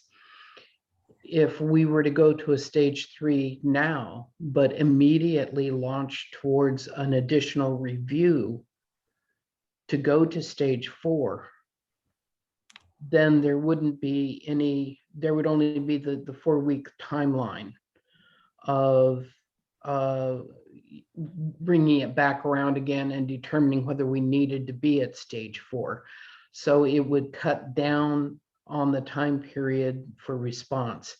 I don't know whether that's viable or not, but just as an option to the process, I think that's a potential. And I agree with what was said regarding the inclusion of the telemetry and the additionally was the telemetry and what else, Mr. Enzo? Yes, it was telemetry for Windsor Bridge West, and also for the San Simeon well fields. Right. Okay. And I don't know whether, as a district, we've started taking a look at what the cost of those elements would be to get them put into place or anything, but I think that that's something we need an assessment on and to be brought back to the board in this agenda item as quickly as we can to take a look at that. let's see. I think all of the directors have had an opportunity to speak at least once. But Vice President Howell, do you still have some outstanding items from? Yes, there were a couple of thoughts that occurred to me after as we were talking that I want to mention. And I also want to mention briefly that this is the most amazing attendance we've had from the public. It's for at least a year. There's more than there have been 40 people in the room besides us. Exciting. No, the response is good. The interest is good. Absolutely. Too bad we just have to be really controversial more often. I know. Anyway, the point I'm taking from Mr. Dienzo, and I think it's a good one, is there is something to be said for trying to develop a collaboration, especially between the district and the commercial users. And it would be nice to allow some time for that to take place. So there is something there. And possibly if we were, for example, we might be able to arrange it by, if we could legally do it, by declaring a stage 3 starting right now and a stage 4 starting maybe 3 weeks from now or something to give some time to do some of this outreach. And the other thing, because I think this whole issue of the commercial allocations is a very, very difficult one. And to be fair to everybody and to keep the businesses going on the one sense, but is not an easy thing. And it may take, and if we were to do like a temporary stage 3 headed to a stage 4 by some date certain, it might give us a little time where we could work that out. I do happen to agree with the option of using the 2019 figures for the businesses. It would be totally unreasonable to use the pandemic. Absolutely unreasonable. I would never support that. We need those businesses. This town would be horrible. It would be dead if we didn't have all these wonderful people living here and also touring here. But the other thing, and this is something there's two questions. Can we do it legally? And if so, how could we do it? Which I'm kind of wondering, what John Lynn brought up is a very, very good point.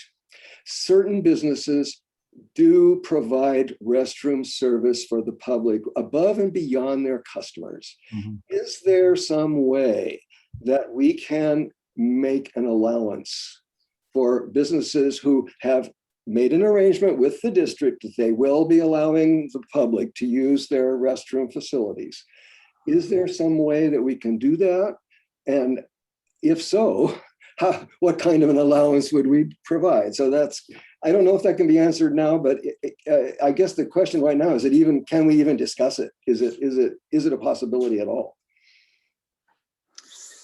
Well, I guess I have a question to direct to Mr. Carmel immediately in that conversation, and that is, what flexibility do we have in being able to give ourselves the best kind of response time in making these assessments between 3 and 4? Is it so cut and dry that we really can't proceed to a stage 4 until, we go ahead and make that declaration to, if we do a stage 3 now, then basically we've taken the stage 4 off the table, which means we'd have to initiate the process again if we were going to consider a stage 4. But is there some flexibility in there in between that would allow us to move between those two mark points? I believe the notice requirement is 7 days from publication. And I think we could probably get that done in certainly less than 2 weeks. Okay. Mm-hmm. All right. So that indicates that, and with a special meeting, that would put us in the 2 to 3 week time period if we needed to move to a stage 4. If we were to declare a stage 3 today. I think we could do it in 2 weeks. Maybe a little quicker. All right. I'm sorry, may I follow? Yeah, Vice President Howell. I wasn't proposing not declare, the question is, can we declare a stage, can we today declare a stage 4 3 weeks from now? That it will be implemented 3 weeks from now. I think because of the way we published notice, we left it as an alternative. We didn't actually say we're going to be considering doing both. It may be sticky to do that today.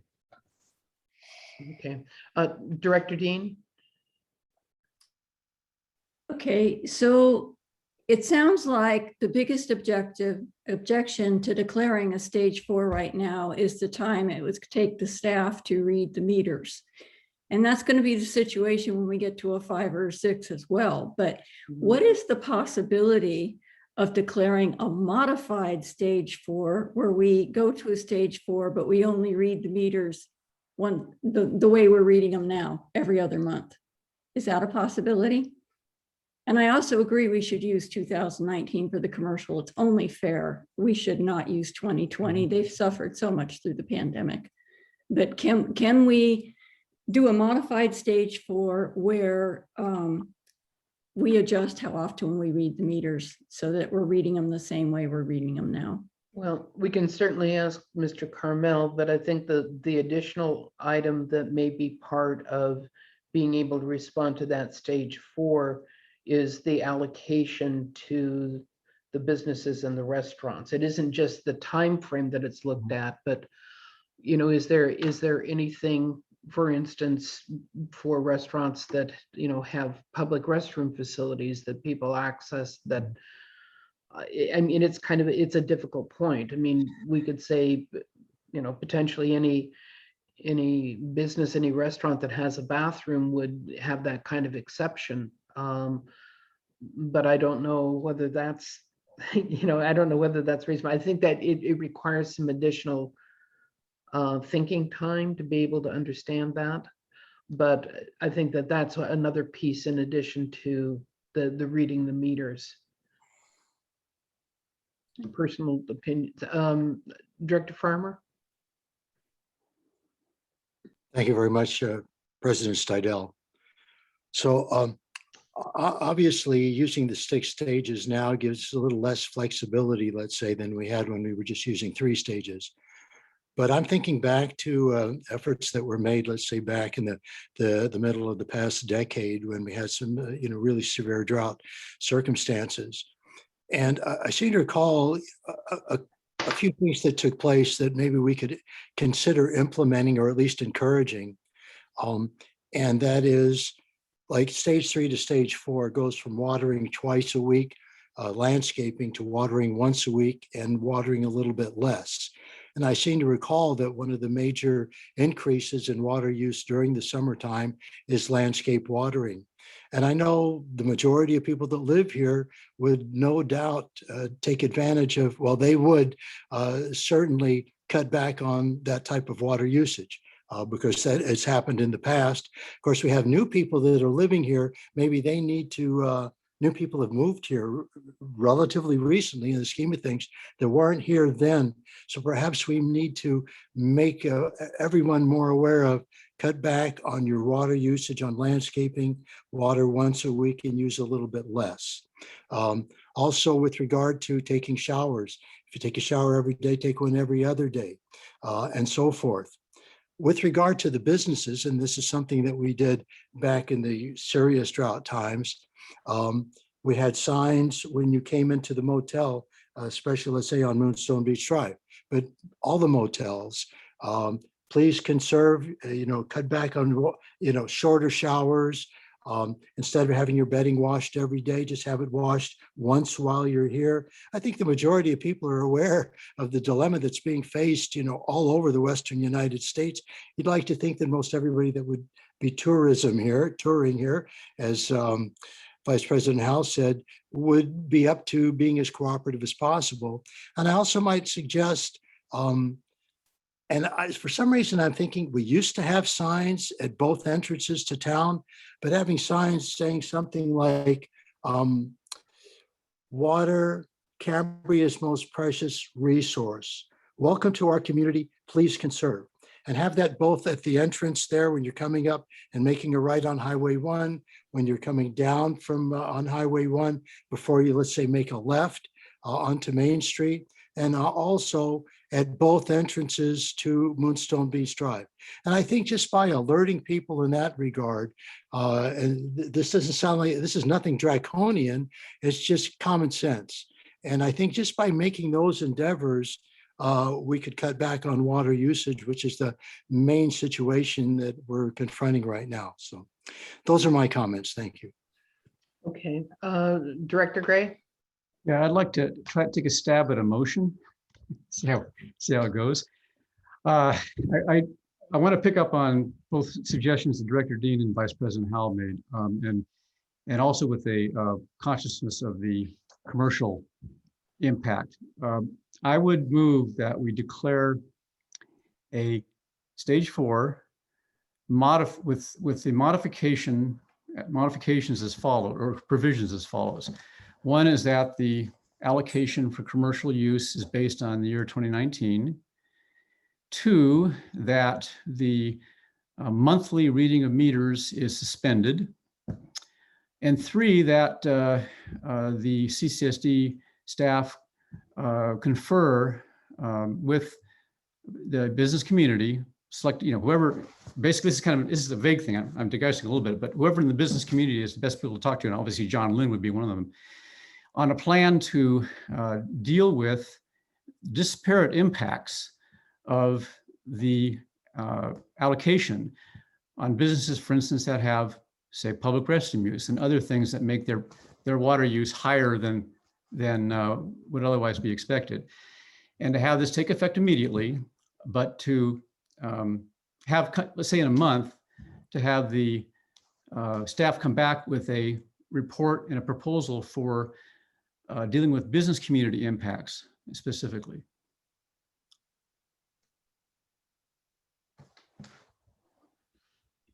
Right, Director Dean? I would like to second Director Gray's motion. Thank you. All right. Agree with everything he said. Thank you.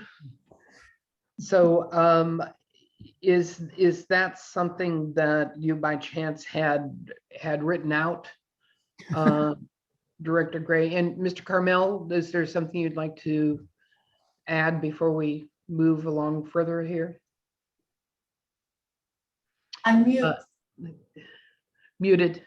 What I'd suggest is that we include those 3 provisions, although I didn't jot down the 3rd one carefully, in the resolution, because we have to adopt a resolution to actually enact the stage 4. Okay.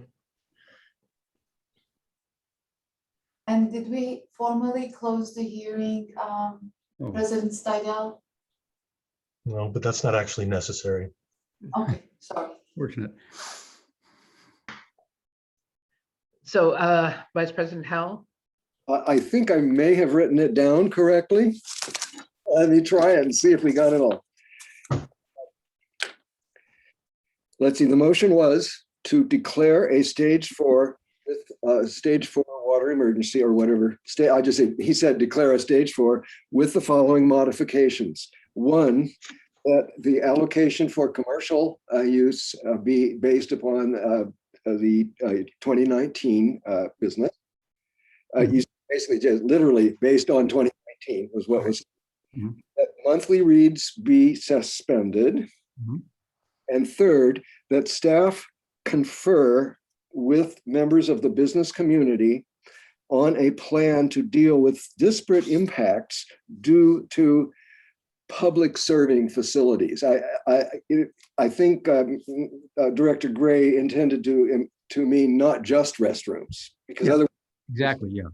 Okay, so I was visitor serving additional, I guess we should say visitor serving facilities beyond the business activity.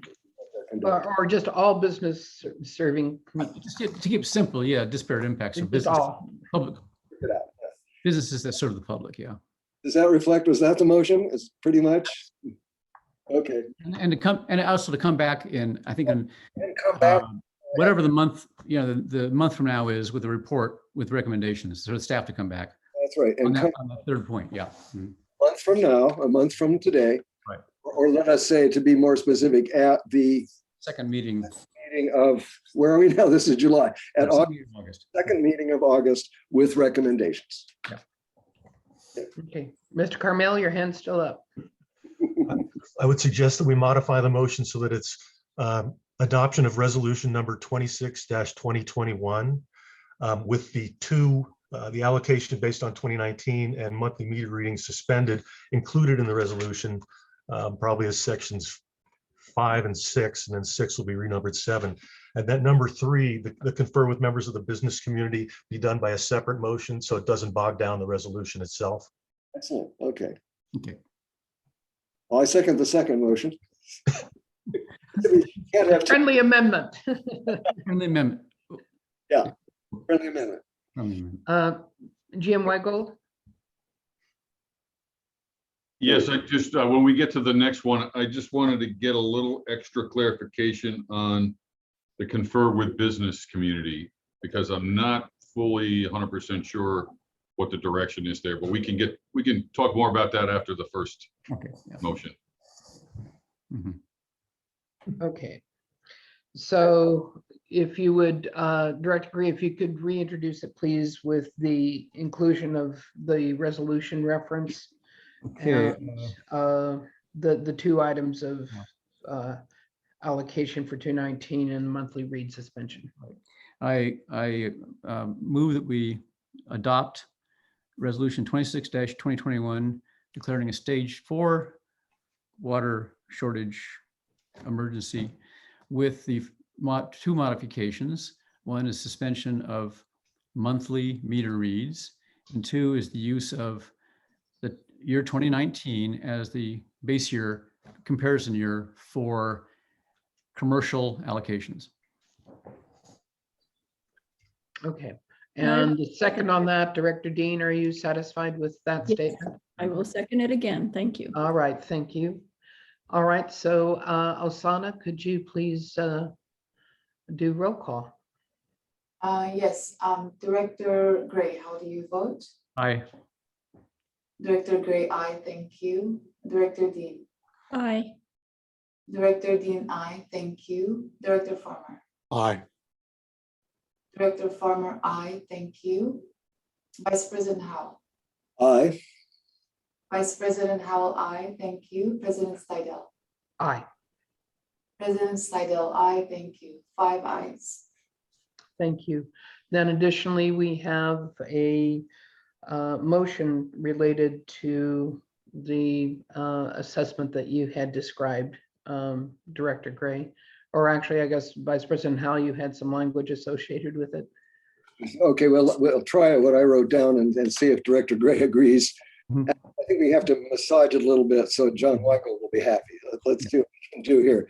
Let me start with what I have. So staff confer on a plan to deal with disparate impact. I guess disparate impact of, I'll have to figure out what that actually is. Disparate impact due to public serving. Now that's where it gets weird. What did we say? Public serving business entities. Public serving businesses or public, yeah. But it's most specifically because it's not just that they're serving the public, but in John Lynn's case, he's not only providing food to people and and restrooms for his customers. That's one thing, but he's also supplying as to the general public who are not his customers. That's my point. It needs to be they're supplying something not to their customers, because his thing was he's doing a favor for everybody by letting his bathroom be used, and I can appreciate that. So I don't think you want to say just visitor serving, because they're all visitor serving. It's like it's when they're not, if they're allowing their restrooms to be used or other facilities, let's say restrooms or other facilities to be used by non-customers. Could I ask President Seidel if I can ask Director Weigel, Certainly. General Manager Weigel, what he wants to see, what his question is for clarification, because I think we're trying to struggle. Yeah. Yeah, I think rather than focus on getting the language for the motion correct, if you could explain really what it is we do with businesses. And remember, this should probably be focused on water. Yeah, this is very specific to water. I would say my take on it is that we want to make it so that businesses that have special situations, not just used by their own customers, for instance, water use, but water use by the public generally. And, whatever, there may be a few other things like that, but what Dr. John was talking about, have some some allowance made for that. That's the basic aim of it. And I would think that people like John Lynn and Mel McCulloch and some other people in the chamber or in the businesses might just be good to confer with on what the problems are that are, that some businesses have a particular sensitivity to because of their situation, people using the restrooms, for instance, and maybe some other things. So that's what we're trying to nail down so that people don't get hurt disproportionately, essentially.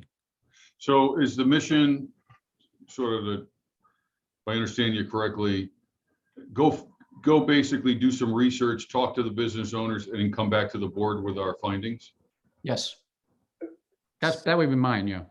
Specific, Vice President Howell. sorry, I didn't mean to jump in. I mean, President Steidel, may I speak? Sorry. I already did. Yeah, it's specifically having to do with trying to deal with this problem that John Lynn brought forth, which is if a business is, it's like, how can I say it? If a business is providing a service way beyond what it is that they need to do, like where he's saying he's allowing, and in fact, allowing people to come and use his restrooms who have no intention of buying anything from it, and they're not eating in the restaurant. So it's that function where we would not want to penalize a commercial establishment who is providing that additional service to the entire community. Just the existence of a restroom itself doesn't do it. The question, you could actually quantify it. We could ask John, how many extra flushes per day do you think you're getting as a result of sharing? Yeah, that's extra flushes isn't going to do it, but. How much more water is being used for them? And then maybe we can make some allowance in their allocation so they're not penalized for that. Because otherwise they'll end up paying like a huge surcharge, 500% or 1,000% just because he's letting other people use the restroom. That's the situation I was trying to fix. And the other thing is we want to get that cleared up before we have to do penalties if we do it. Well, it's still voluntary. Get that cleared up and yeah. That needs to be all clarified. Yeah. Mm-hmm. Sorry, I'm sorry. I should shut up. Sorry. Yeah. I think the point of definition is difficult. Is what those, I'll call them support services for lack of a better term. What those could really be defined as, because when we really get down to it, it's a matter of wanting to interact with community business members to determine what conditions may lay outside the normal business requirements that they are providing as an additional service to the community. Director Dean? I'm wondering what the businesses did the last time we declared a water shortage emergency when it came to the restrooms. I don't think we allowed any additional compensation for restroom use there. But besides that, that is what we're talking about, is trying to find some fairness for the businesses who keep their restrooms open to the general public, not just to their customers. I mean, that really is the whole point to this, isn't it? Is to allow some compensation because they allow their restroom facilities to be used by the public as a health and safety service. Yes. Okay. Sorry, I was making some notes. Okay, and while I have the microphone, when we're done with this item, can we have a 3-minute break? Yeah, absolutely. I think it's probably gone beyond that. Mr. Carmel? Speaking of restrooms, okay. Yeah, that's all the restroom talk, right? Too much talk about We restrooms. also have one person that's been on the attendees, Dawn Southern. What would you like to do? I would like to finish having the conversation here, Osana. Thank you. Okay. Mr. Carmel? I don't think you necessarily have to craft this in a form of a motion. I think staff certainly gets the picture and has some work to do and then can return with the work product that you're desiring. 'Cause Okay. I think there's some terminology issues, and it's a lot more complicated than you can wrap up in a motion today. Yeah, I think, okay, I agree. Thank you. And it would just be a matter of, I don't know whether we would want to, deliver this as a date certain to have the staff come back to us. But I would think probably by, the August board meeting. Mr. Carmel? I was going to suggest it has to be done forthwith. We'll be looking at a stage 5 very soon, and that's where the penalties come in. Okay. So, Mr. Weigel, do you feel that you've received sufficient information to be able to pursue that conversation with the business community? I think so. As part, we're already engaging with the business community now, so this just gives us another topic to Another expansion. talk to them about and expand on. Okay. All right. Well, if that's the case, then I believe we have taken the action for this. Oh, the one thing that we didn't address on that, but we definitely have gotten the piezometer and the other items that Mr. Danzo had mentioned that would be of benefit. I think probably we need to get some information related to those also in terms of cost and everything, so that we can take potential action on that later. So I'll suggest that as when we get to it, as a future business or a future agenda item, so that we can get that circulated back to us for consideration. Okay, so is there anything else relative to this agenda item, or can we turn the page over on this? Okay, I'm not seeing any, so yes, we'll take a bio break, and what it's 4:34. So, I mean, is it too fast to request 4:40? That would be 6 minutes. Okay, thank you. Please remember to mute yourselves.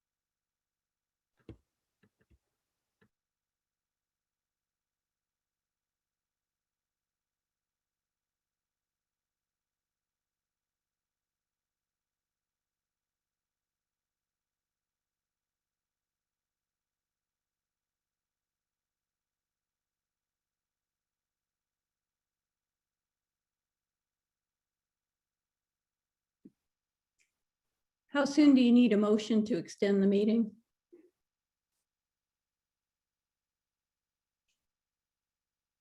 Yes, I was going to do that as soon as everyone got back. Thank you, Dean, appreciate it. All right, it's 4:40. We're going to go ahead and reconvene the meeting. Although we're not that close to 5 o'clock, I would like to take a motion to extend the meeting.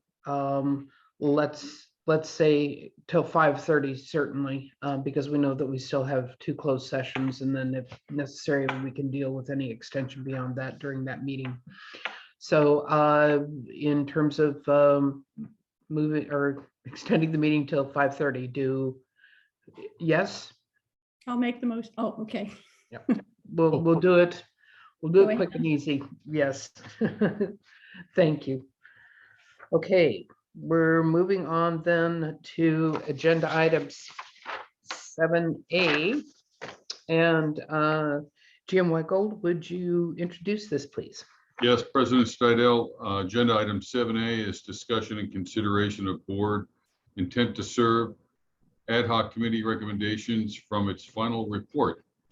The intent to serve committee, ad hoc committee recommends that the board review the final recommendations that are attached on this report from its final report and discuss and consider implementing the same. I would recommend pending public comment that further discussion and presentation from Karen Dean and Harry directors Farmer and Dean. Okay, thank you. And what I will do is move to public comment on this now, please. So, Osana? Yes, Michael Lyons, go ahead, please. Thank you very much, and thank all of you for your service. I read through this proposal very carefully, and I commend the 2 ad hoc committee members, Director Dean and Director Farmer, for even the willingness to take this on. It's a very complicated subject, has a lot of ramifications politically and emotionally, so I'm glad you did it, and I think you did an excellent job. It's particularly germane because of the drought situation, and it ties into it very carefully. The one question I have, I wouldn't even say an objection, is recommendation 6. It seems to me that this is a very, very vague recommendation and should be clarified quite carefully. The reason I say that is the point system for the retrofits in that retrofit bank have been used quite successfully by people who own property here that is, in many cases,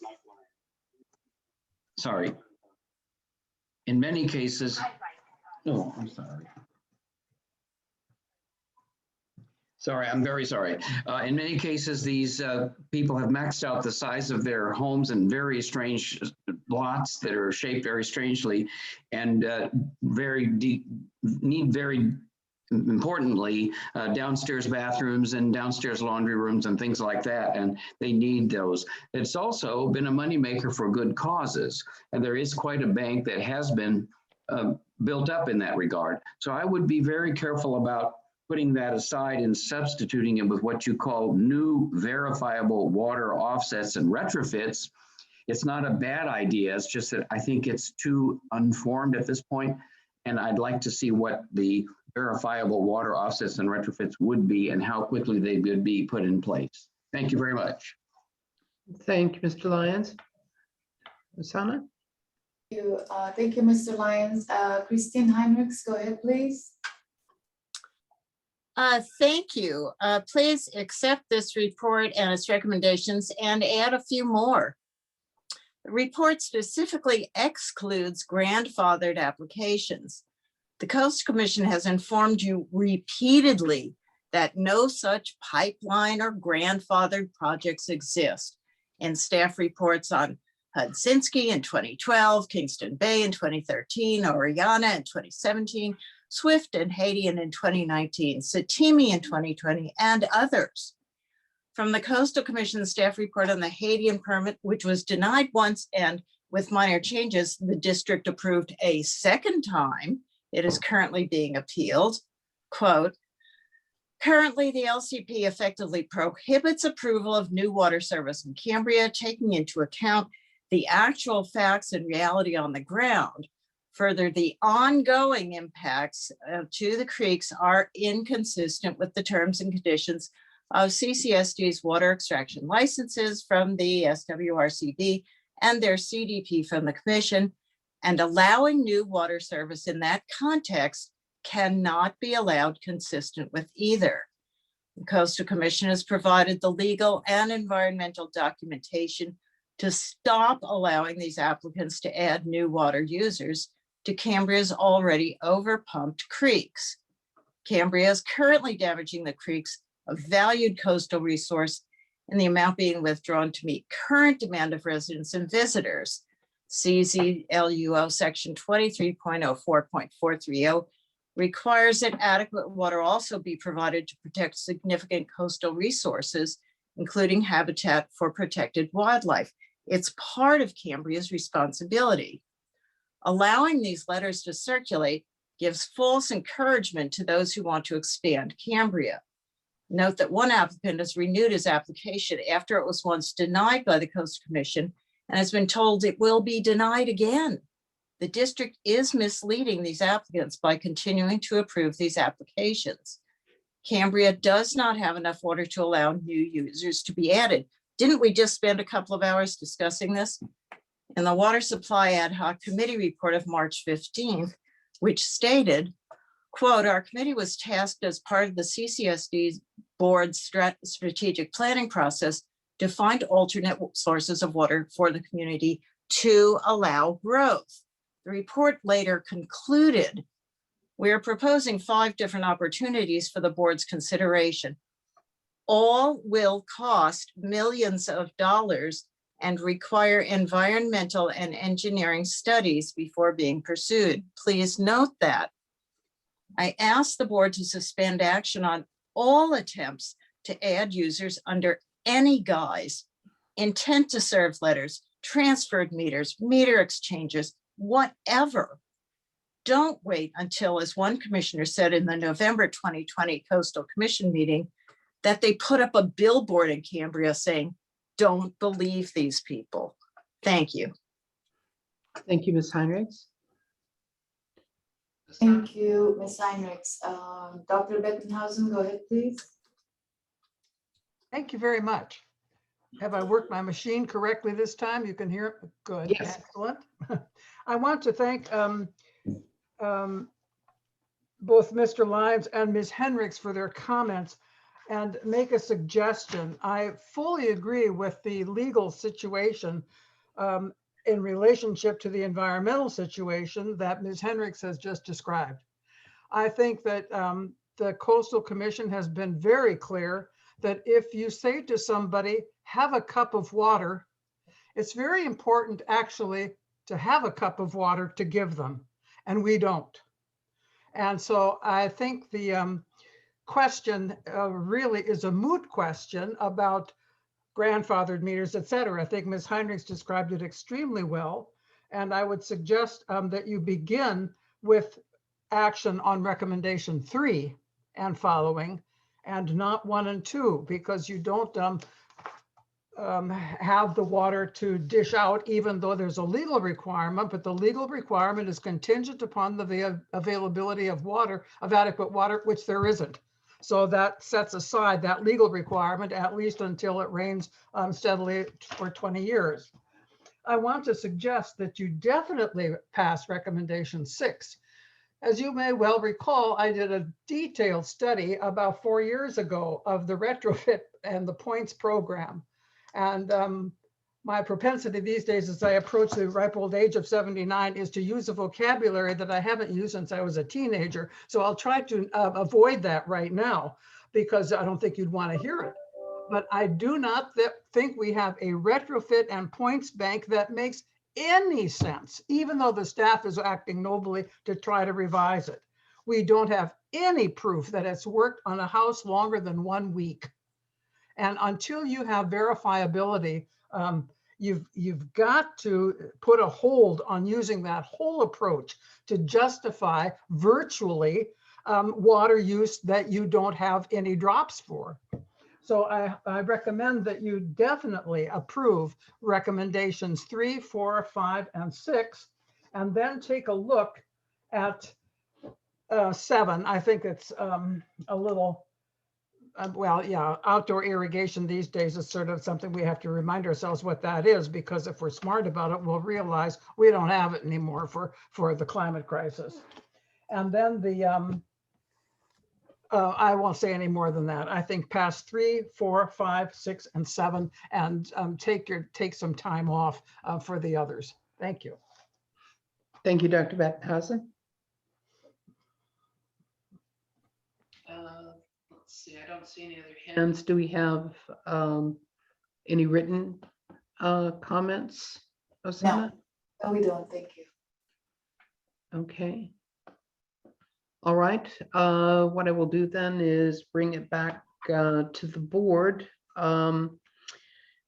Before we get into board discussion on this, there are a couple of things that I wanted to note. I wanted to reiterate that these are the same recommendations that have previously been seen by the public and have been available to the public through published agenda items and information, not agenda items, but within agendas. That the ad hoc committee worked extensively with district staff in discussions and verification of information that was used as part of its decision-making in resulting in these recommendations, and that all of the recommendations have been fully staffed and review, including legal review. So what I'd like to do to move this forward, considering the time and the size of what this represents, is I'd like to ask if there are any board members, as none of this is new, are any board members have any clarifications or questions regarding any of the recommendations that have been put forward by the ad hoc committee? Let's see, Director Howell. This is actually more, I'm just kind of wondering whether Director Dean or Director Farmer might not, if we have time, be given some opportunity to answer some of the issues brought up by public comment. If not, that's fine, but it just seemed to me it might be appropriate if we have time. Well, I mean, generally, we don't get into narrative discussion from public comment. This is something for the board to assess. I do have some recommendations too of working through a number of these items, which may in fact address some of the questions that had come up. So if you give me forbearance on that to proceed, perhaps that would, and I've had the opportunity to discuss these with Director Dean. So it isn't coming in from out of the blue in that regard. Director Gray? Oh, please go ahead, because I had questions on my own, but I don't want to, maybe you should say what you're going to say first. Oh, and I'll all come right. in. Yeah. Okay. So I would suggest if you could go ahead and pull out the attachment to this agenda item that gives you the 8 items, the recommendations themselves. And there are several of these can be grouped together in terms of what they're representing. For instance, the recommendations 3, 4, and 5 are basically administrative. I mean, they're directing the revision of the municipal code in specific areas. So directing those back to the staff for administrative action, I think, is probably what would be most practical in this regard. There are 2 items, though, that we need to understand more about, I believe. but we probably need to have that evolve out of staff information. So the recommendation 2 and recommendation 6, if we would direct those back to staff to return with action plans for implementation, that would give us more detail, more insight. We get better understanding of what things are. The actions additionally for recommendations 7 and 8. For 7, I think that if we direct staff to come back with any action that may be required for codification by the board on that item. And then on recommendation 8, direction back to staff again for implementing the described action to accept recommendations that include the statement of legal obligation in all will serve or availability of water and sewer notification letters sent to SLO County for existing commitments or grandfathered meters, and that the statement should be prominently displayed on any said document. That way we're passing on the advisory not only to the county, but eventually as it would reach the Coastal Commission, that we are constrained by legal obligations that have been in effect for a long time. The one that would be, potentially to move, well, I guess there are two pieces to it. I think maybe a motion that would accept the recommendations that were put forward, but to be handled in the manner that I just outlined. And then for the recommendation 1, to implement that in the suggested way that was made during the recommendation, that the 1 single family residence and the 3 commercial as identified,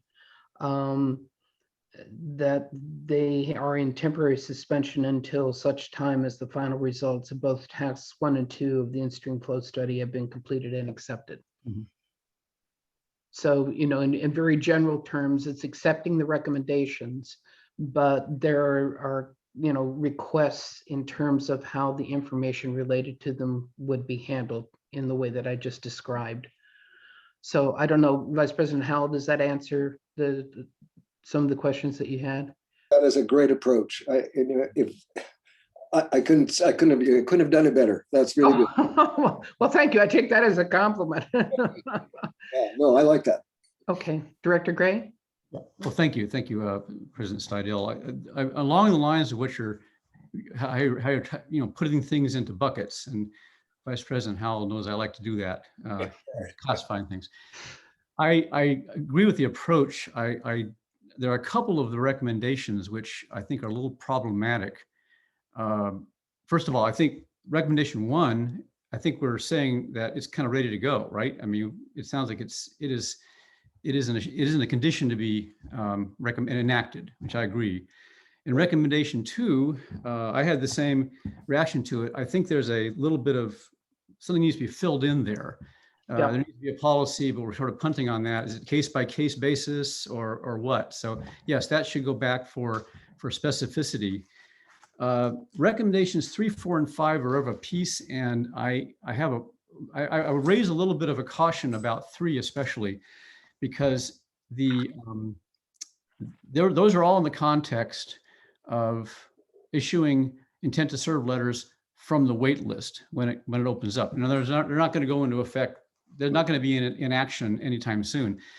The problem, I think, with having no threshold for ministerial action, not like 1 EDU as a threshold, is that when the wait list, particularly on the residential level, when the wait list is opened and the CCSD says we got 20 positions this year, people go to the and the assumption of that is that there's going to be 20, that's going to be basically 20 EDUs.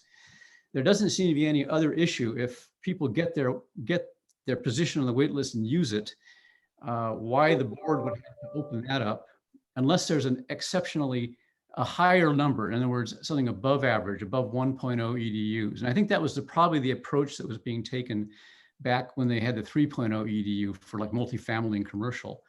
And then maybe Director Dean can clarify that for me, but that was the one thing where I thought there might be a problem with, you know, having basically an extra hoop for the people who get their position and get their intended to serve letter.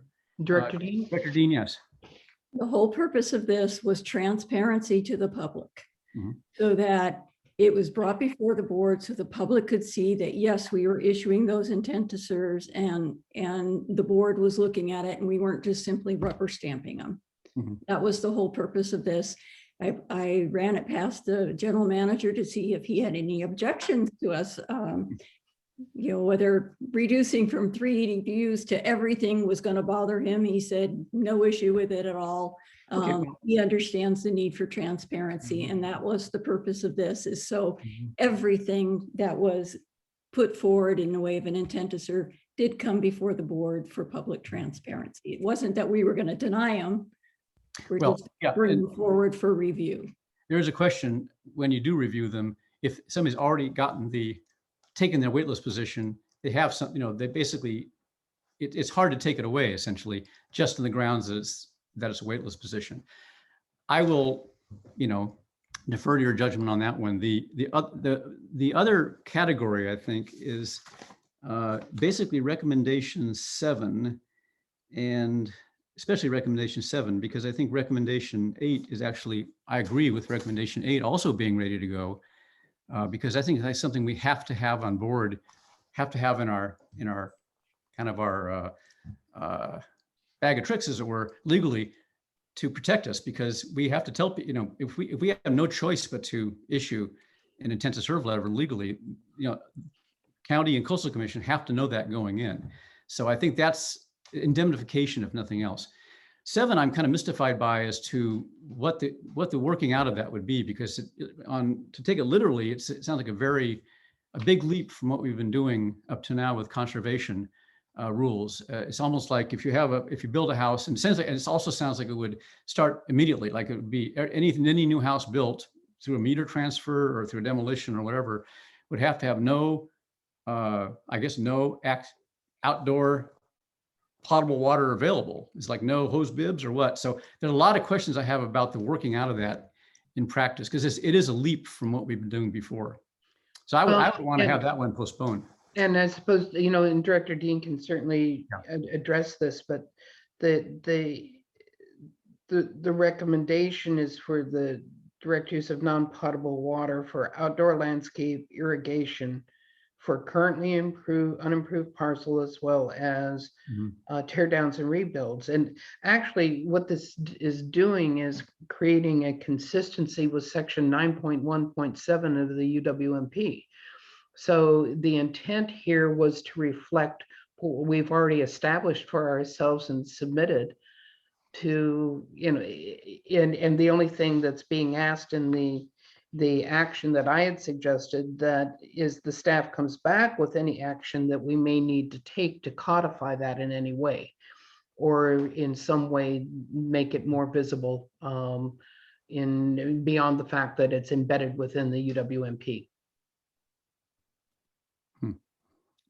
Well, okay, Director Dean wants to, I don't want to recognize Director Dean, but Melissa kindly agreed to attend this part of the meeting. Sure, So yeah. that if there were any questions about this particular thing, she could answer them. And also I'm understanding that the most recent applications have had that as part of their will serve, is that there is a requirement to use non-potable water. But Melissa is here and can talk about this further if it's okay with President Stidel. Absolutely.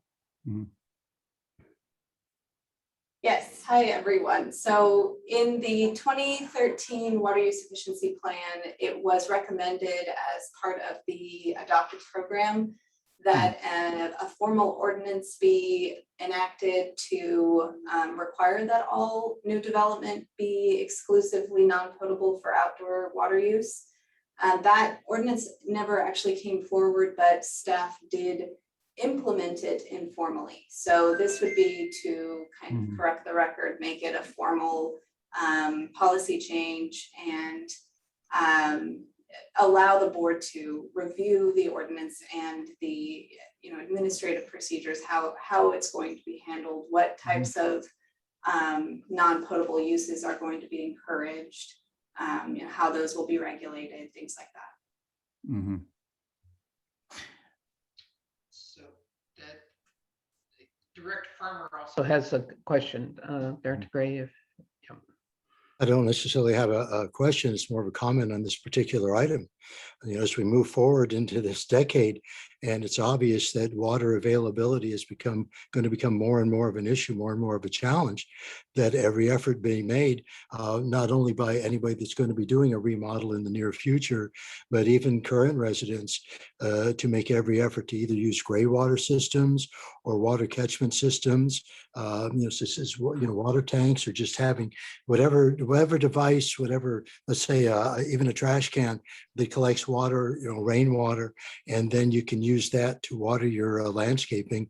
That's the most effective way moving forward, is just to use good judgment and common sense. And I don't see any problem. And as Melissa was just referring to, with her use of non-potable water, this is just something that we need to do here in this community as efficiently as possible. And we might all recall that back in the really difficult times, and I don't think we want to go back to this, where all of a sudden people bought water tanks and put them on the backs of trucks, and were driving willy-nilly all over town to get non-potable water at various places where it was available.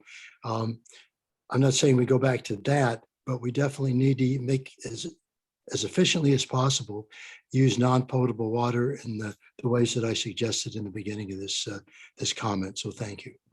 Thank you, Director Farmer. Director Gray? Just one more comment on that. I think what we need to do is to not just codify it, but because I know it's been there in a general sense for many years on our policies, but the actual working out of it, the actual plumbing, the actual execution of it is something that does need to be worked out in some detail. We have never really done that. So that I'm fine with.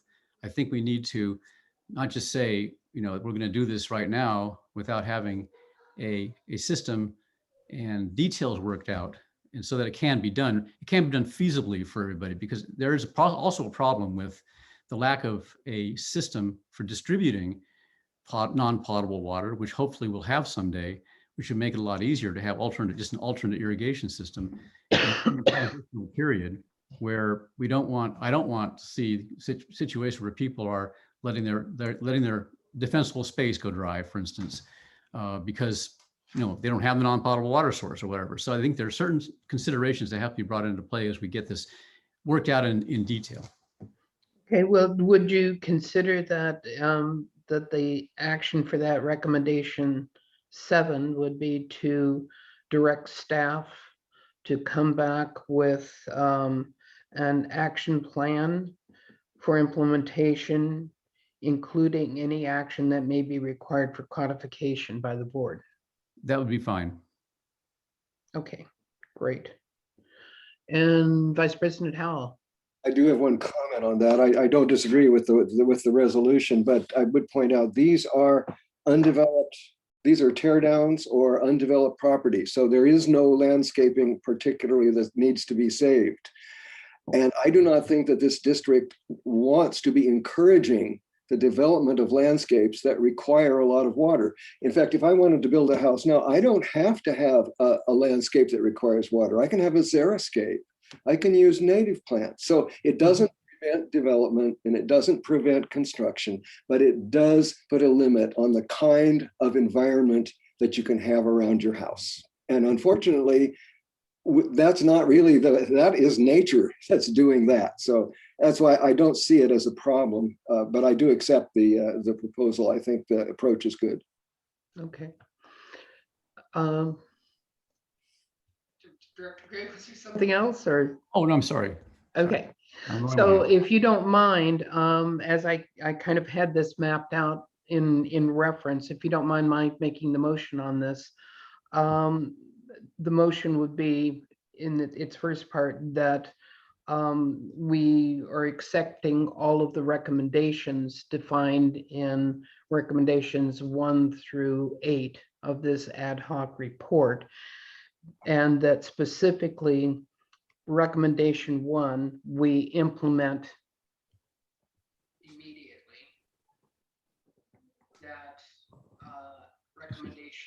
we request that it go back to staff to return with an action plan for implementation.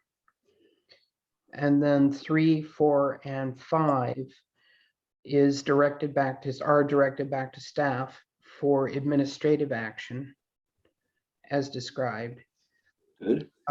The recommendation 6 would be directing back to staff to return with an action plan for implementation.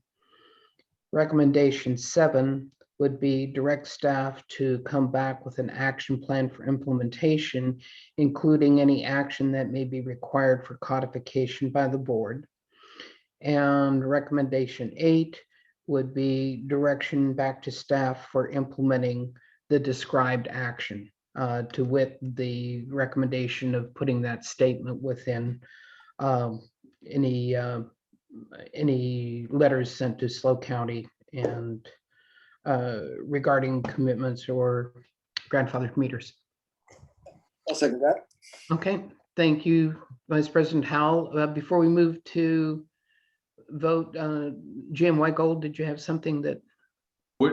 Yes, at least on my screen, you cut out verbally on number 1. Oh, okay.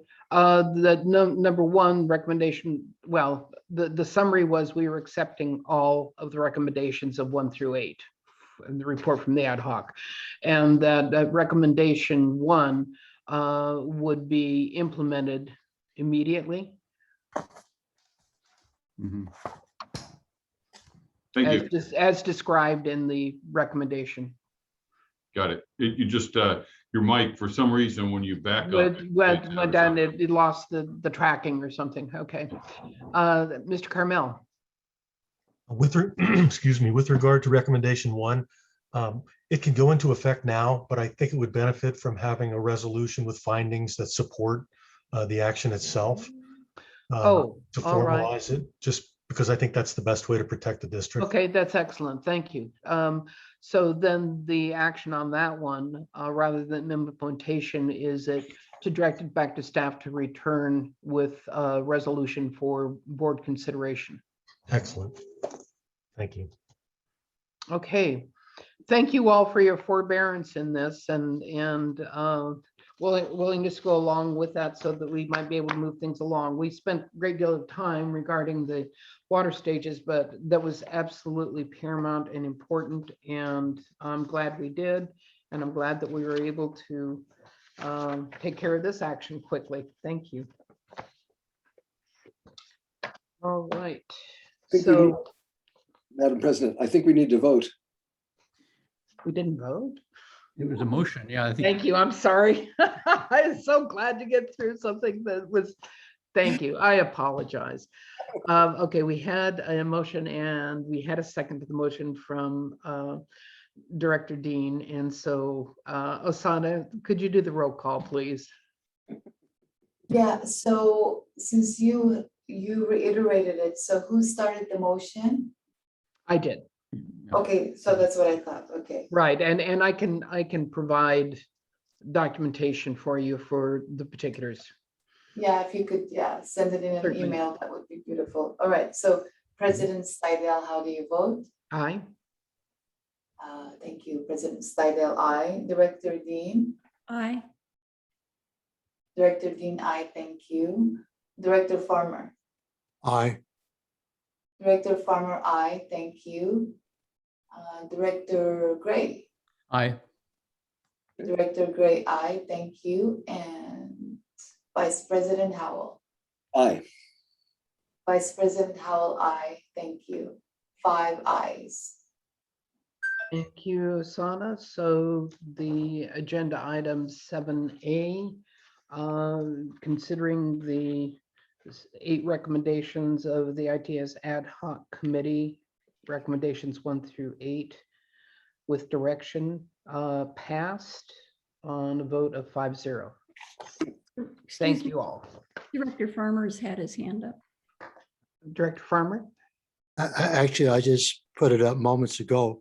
I just wanted to thank President Stidel for her efforts in having as much clarity as possible as could be made with regard to this item and planning ahead to do so and putting in the extra effort. So thank you so much. Oh, thank you. And Jim Whitegold, is there something additionally that you had? No, okay, just a hand up. All right. Then we would be moving on to the manager reports. I assume that we can probably move through these pretty fast, Jim Whitegold. But I will call for public comment first, if there is any regarding There's one. the agenda item 8. And Osama? Yep, I see one. Osama? I'm sorry, what was the question? Could you please, I was taking public comment. I believe Christine Heinrichs is. Oh, yes. Also, we are on 8A, okay, correct. All right, she has submitted a written, so go ahead, Christine Heinrichs. So I guess the question is whether she wants to speak or whether she wants a written comment. Yeah, she always speaks what she's written. Oh, okay. Go ahead, Christine. Thank you.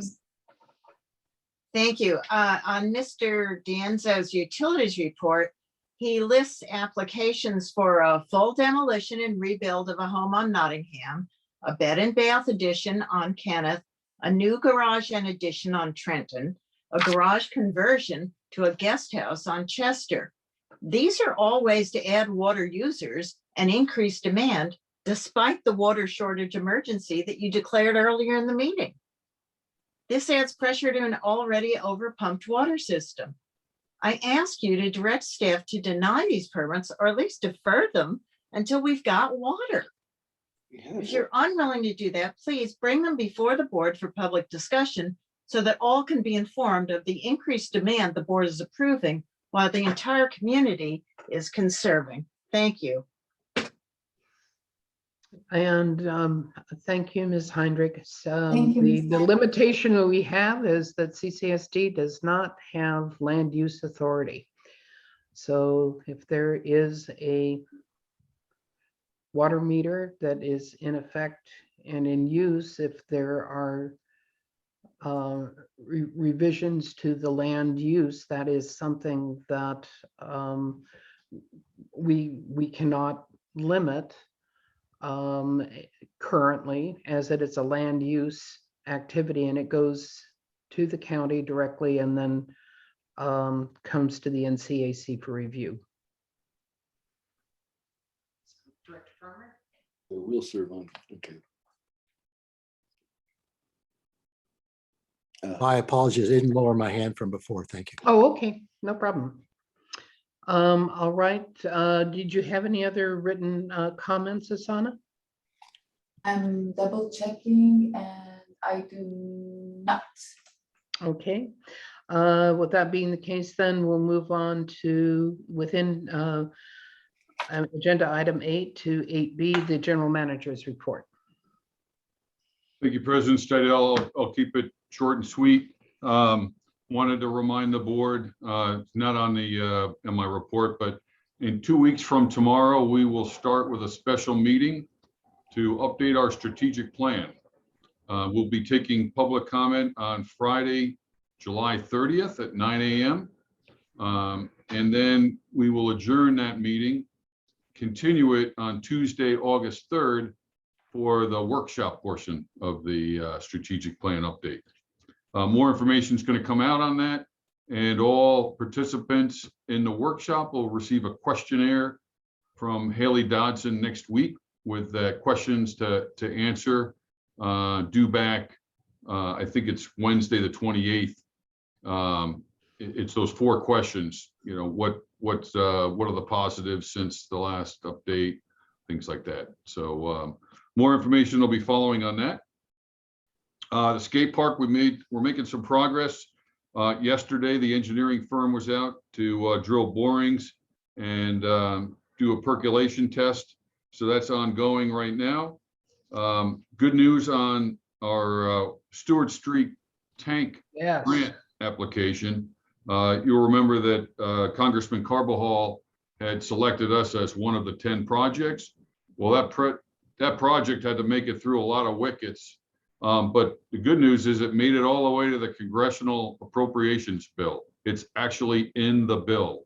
So depending on Congress passing that, we will actually get real money following that. Yeah, it's just like, that's just genius. So we are getting closer and closer. That's the have a little report on our previously mentioned selection of our firefighter to Chief of Morro Bay. But with that, I'll turn it over to Carlos Mendoza, pending your questions. Okay. Thank you. Carlos, then. Good afternoon, board. Glad to see you. Hope everybody's doing well. You have a report as part of the agenda, and I'll try to keep my report as short as possible. We're actually very busy right now with weed abatement, and make note of the fact that we have completed the fire breaks on the Fiscalini Ranch. I did want to point out one item on that, and that is that the Friends of the Fiscalini Ranch contributed towards the cost of the fire breaks this year. And so they paid $6,000 straight to a contractor to pay the cost of doing fire breaks, specifically through the forest that require a lot more hand work. And so that was much appreciated that they were able to do that. I also provide you a list of the CCSD lots that we're currently working on. We have 55 parcels on the weed abatement list that we have actually weed abated already. So we're able to get those done before the deadline, and I have a list of those for you if you're interested in that. And just a few more trees as usual. The drought has really taken a toll on some of the trees, both on the Fiscalini Ranch and on CCSD lots. And so that's an ongoing project of us to bring those down and dispose of those trees. That's my report, and I'm happy to answer any questions if you have any. Carlos, thank you so much. I know that waiting until the end like this isn't always the easiest or most pleasurable thing to do. So your attendance and your report is much valued. Thank you. Not a problem. Thank you.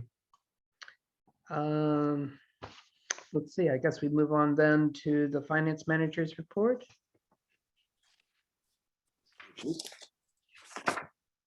afternoon, President Stidel, members of the board. So my report, I'll make it very short. So just to highlight a couple of things for you. I made a note in the very top of my report regarding the expenditure report for June. So the report is not included like normal that we have on the second meeting of the month. And that's due to the trigger and how Tyler separates fiscal year payments. So the month of July is an interesting month for finance because we're paying new year invoices and old year invoices. And our previous financial system was able to accommodate that differently. And not only the actual date of the payment, we also could put a period where it posted to. So we were always able to give a report for the transactions, the disbursements that happened in a given month. Well, in the new system, it's really driven on the posting date. So if I were to give you the information in June, you would miss out and not see for your approval the true complete disbursements for the month. So that's why I needed to hold off and wait till we were really done paying every bill that really is related to June's service before we close out the fiscal year. So in August, the first meeting, you're going to see the June report, the June expenditure report, and then the second meeting in August, you'll see the July report. So we'll get back on track, but this will probably, unless Tyler changes something in their system, this would be the process from here forward. You know, you might not have a June report, depending when our board meeting ends up in the month of July. If it's later in July, it could be a possibility. But on, excuse me, but on the 15th, you know, we're still trying to round up 2 more vendor payments to get everything completed. So, so I just wanted to clarify that for you. As far as Tyler implementation goes, we had a pretty painful billing cycle. This first real billing cycle that we did out of Tyler, completely 100% out of Tyler. You know, we struggled with, you know, the categories and making sure that they were correct. So our bills did go out today. Included with those bills were 2 inserts. An insert is going to the community regarding the water stage. We sent out a double-sided page that talks about stage 3 and stage 4. So all the residents will, you know, the customers will receive that in their bill. So they'll have that and they can put it on the refrigerator or somewhere close to refer to that always. And then the other thing that we sent out was the permanent resident form. So we're just going to try to be proactive with that. We're going to try to get as many people to return those to us now, because we really need to sit down and figure out how we get that information into Tyler. You know, we need to come up with something with them. So we'll start working on that process to find out how we're going to, you know, get that information in so that we can make it easy to report out when the time comes. As far as the audit goes, I received the first draft of the audit report at the end of last week. So that is in review. We will be getting information. There's some things I have to do. We have to get back to them. And then I anticipate having that done hopefully by the end of business tomorrow.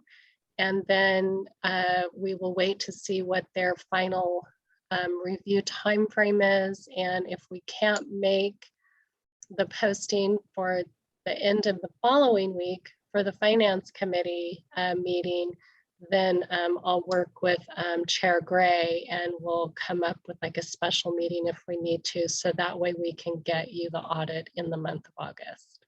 Oh, so yeah, thank you. So we'll get caught up for a minute. Yes. Right before the next one starts. That's fine. That's it's getting it back on track, which is I know. a significant Getting back issue on for you. track. Thank you. That's So right. considering, But and that's all I have. all right, I was just going to break away for a second and say that we needed to extend the meeting. So I you know, I'll suggest 6 o'clock because we have a couple of things that we need to do. That's right. I second that. Okay, excellent. Thank you. And thank you, Pam, and thank you for the efforts that you're putting into making those things happen. I'll look forward to the time when I can see that you are going on vacation for a while. Hawaii, Italy, I don't know. It's going to be a long one. Let's see, we move on to the utilities report then. Mr. D'Anzo. Yes, thank you, President Steidel. I'm pleased to present this utilities report for activities in June. It's good to be reminded that our department exists to preserve our water, wastewater infrastructure for healthy community and good environmental stewardship. And remind how we do this is through good industry practices, and our quality staff through our operation and maintenance and reporting activities keeps these systems running well in the face of all these challenges. It's a good thing a lot of the heavy lifting was done earlier with that stage determination, but a lot of good activities are happening in our wastewater. We're doing routine, in addition to our routine tasks, where our operators have cleaned and drained 2 of the effluent ponds. I apologize to the community for some of the smells that took place because of it, but I think it's going to be a long-term improvement. So so that was done. That was a big accomplishment this month. Another big accomplishment for the collection system is major milestones was that the guys have been doing a lot of good work in cleaning the lines, but the line that runs through the Fiscalini Ranch was cleared all the way through through the lift station A. So that was a pretty big accomplishment, and so kudos to our guys for doing that.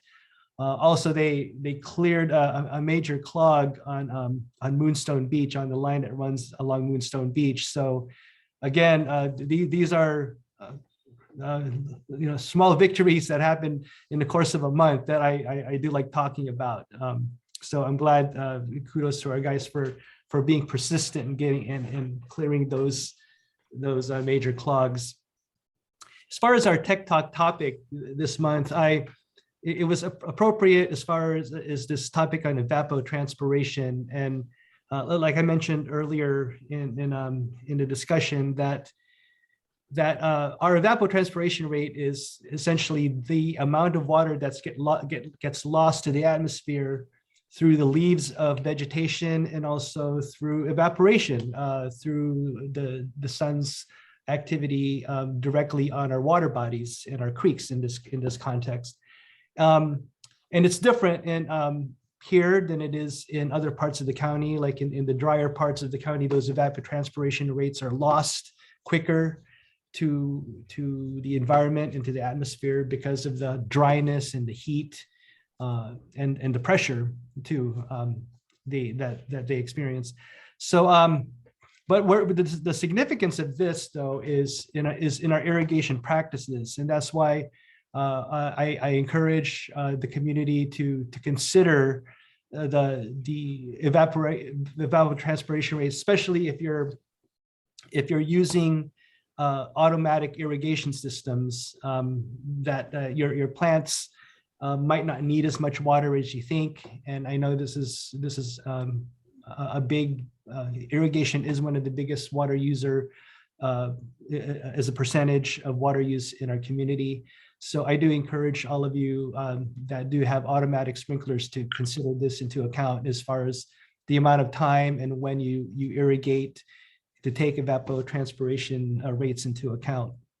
I left a website there, the CMIS.com or the CMIS.water.ca.gov. That's the California Irrigation Management Information Systems.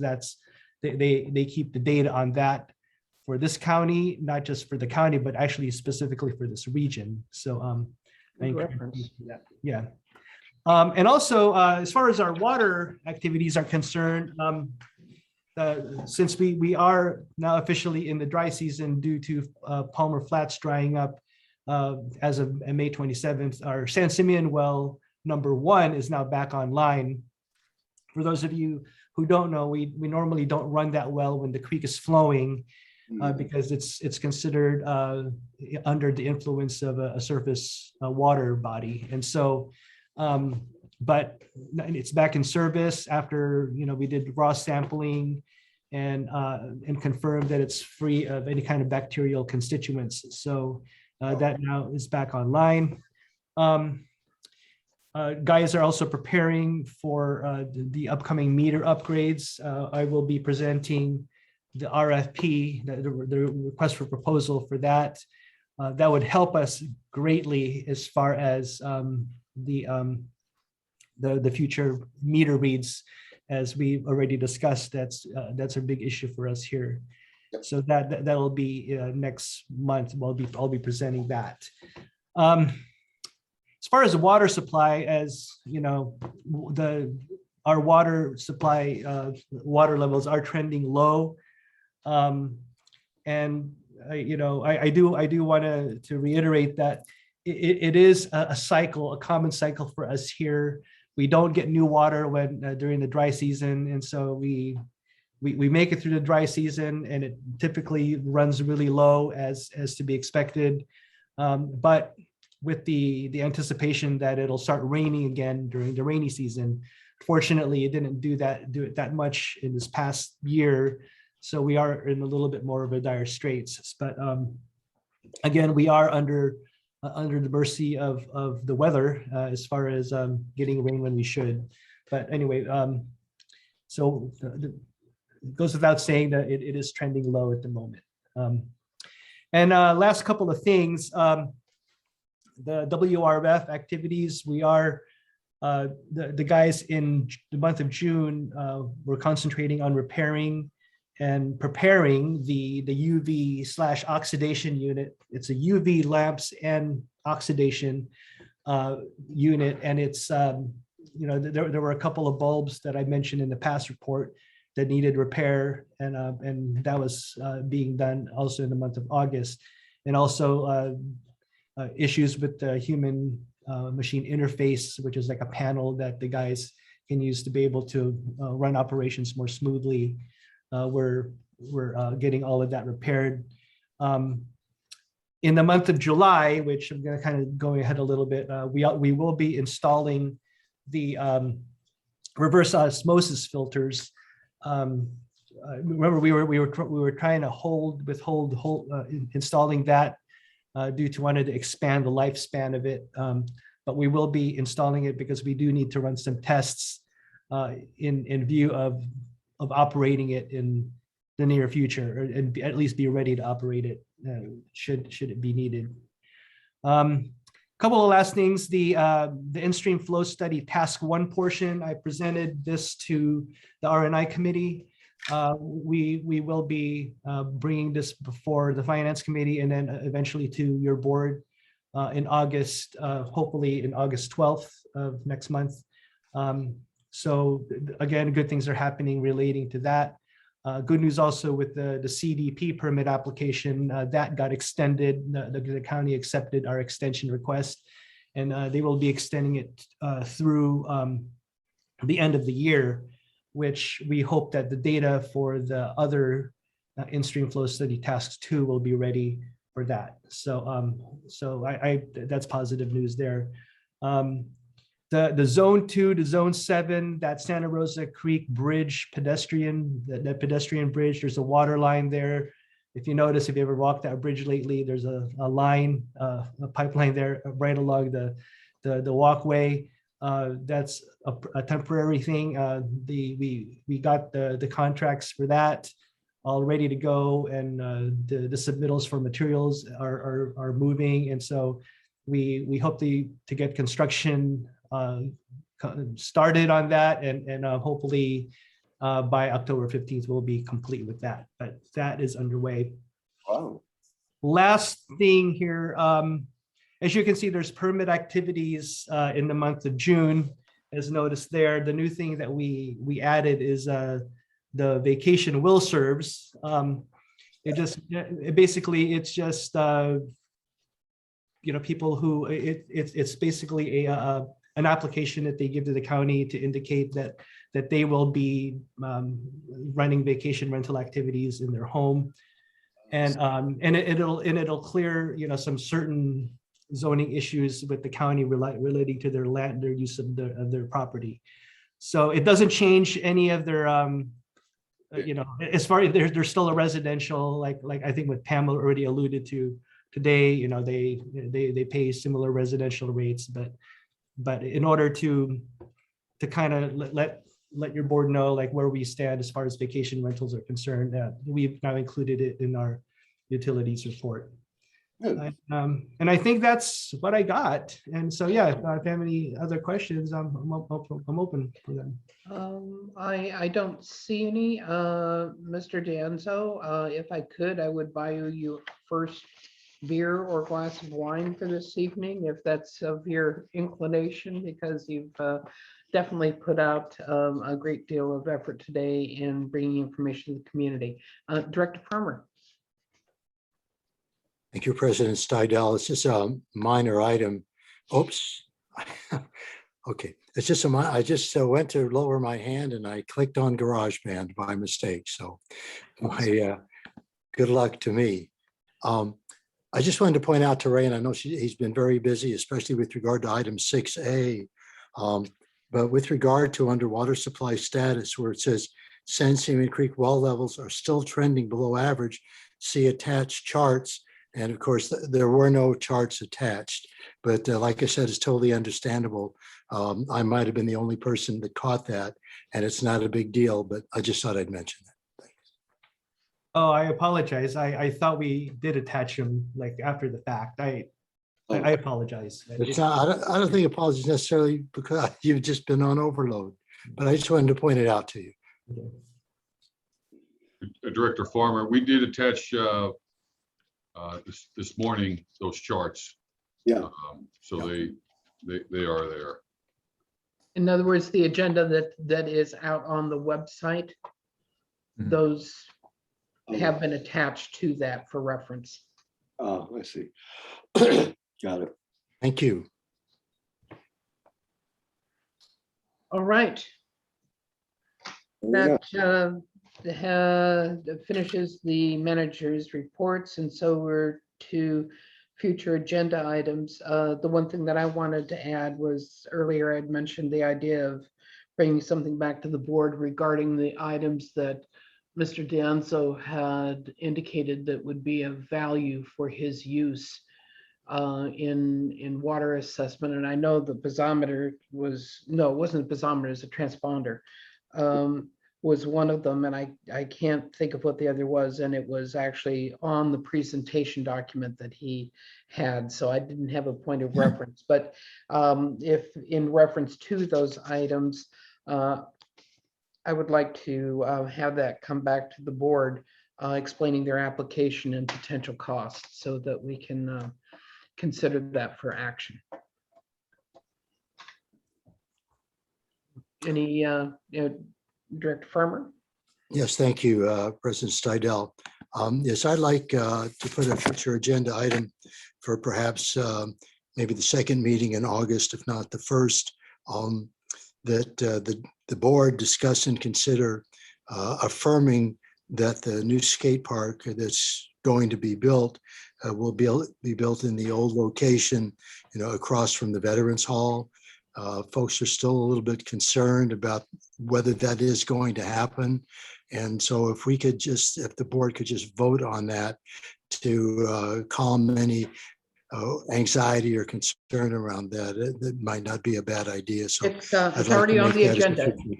Director Farmer, it's already on on an upcoming agenda. It was recognized because there was a motion. The two motions that came out of the pros committee were forwarded to myself and to GM Weigold, and it's coming forward to consider their motions on The first meeting. it was the first, was it the first meeting? I think we want to do it as quickly as possible. So Yeah, if I remember correctly, they were placed on the first meeting of the August agenda. felt it was August 12th, to respond quickly. August 12th meeting. August 12th, okay. Cool. Excellent. So that's done and done, Director Farmer. Muchas gracias. Okay, any other future agenda items? Okay, so we'll be adjourning to closed session, and when we do, I will first ask if there's any public comment related to closed session. I don't see any hands. All right, then with that, what I will do is adjourn this regular meeting, and we will move to our closed session under separate linkage. So thank you all for your efforts today and for your continued participation at that level to go through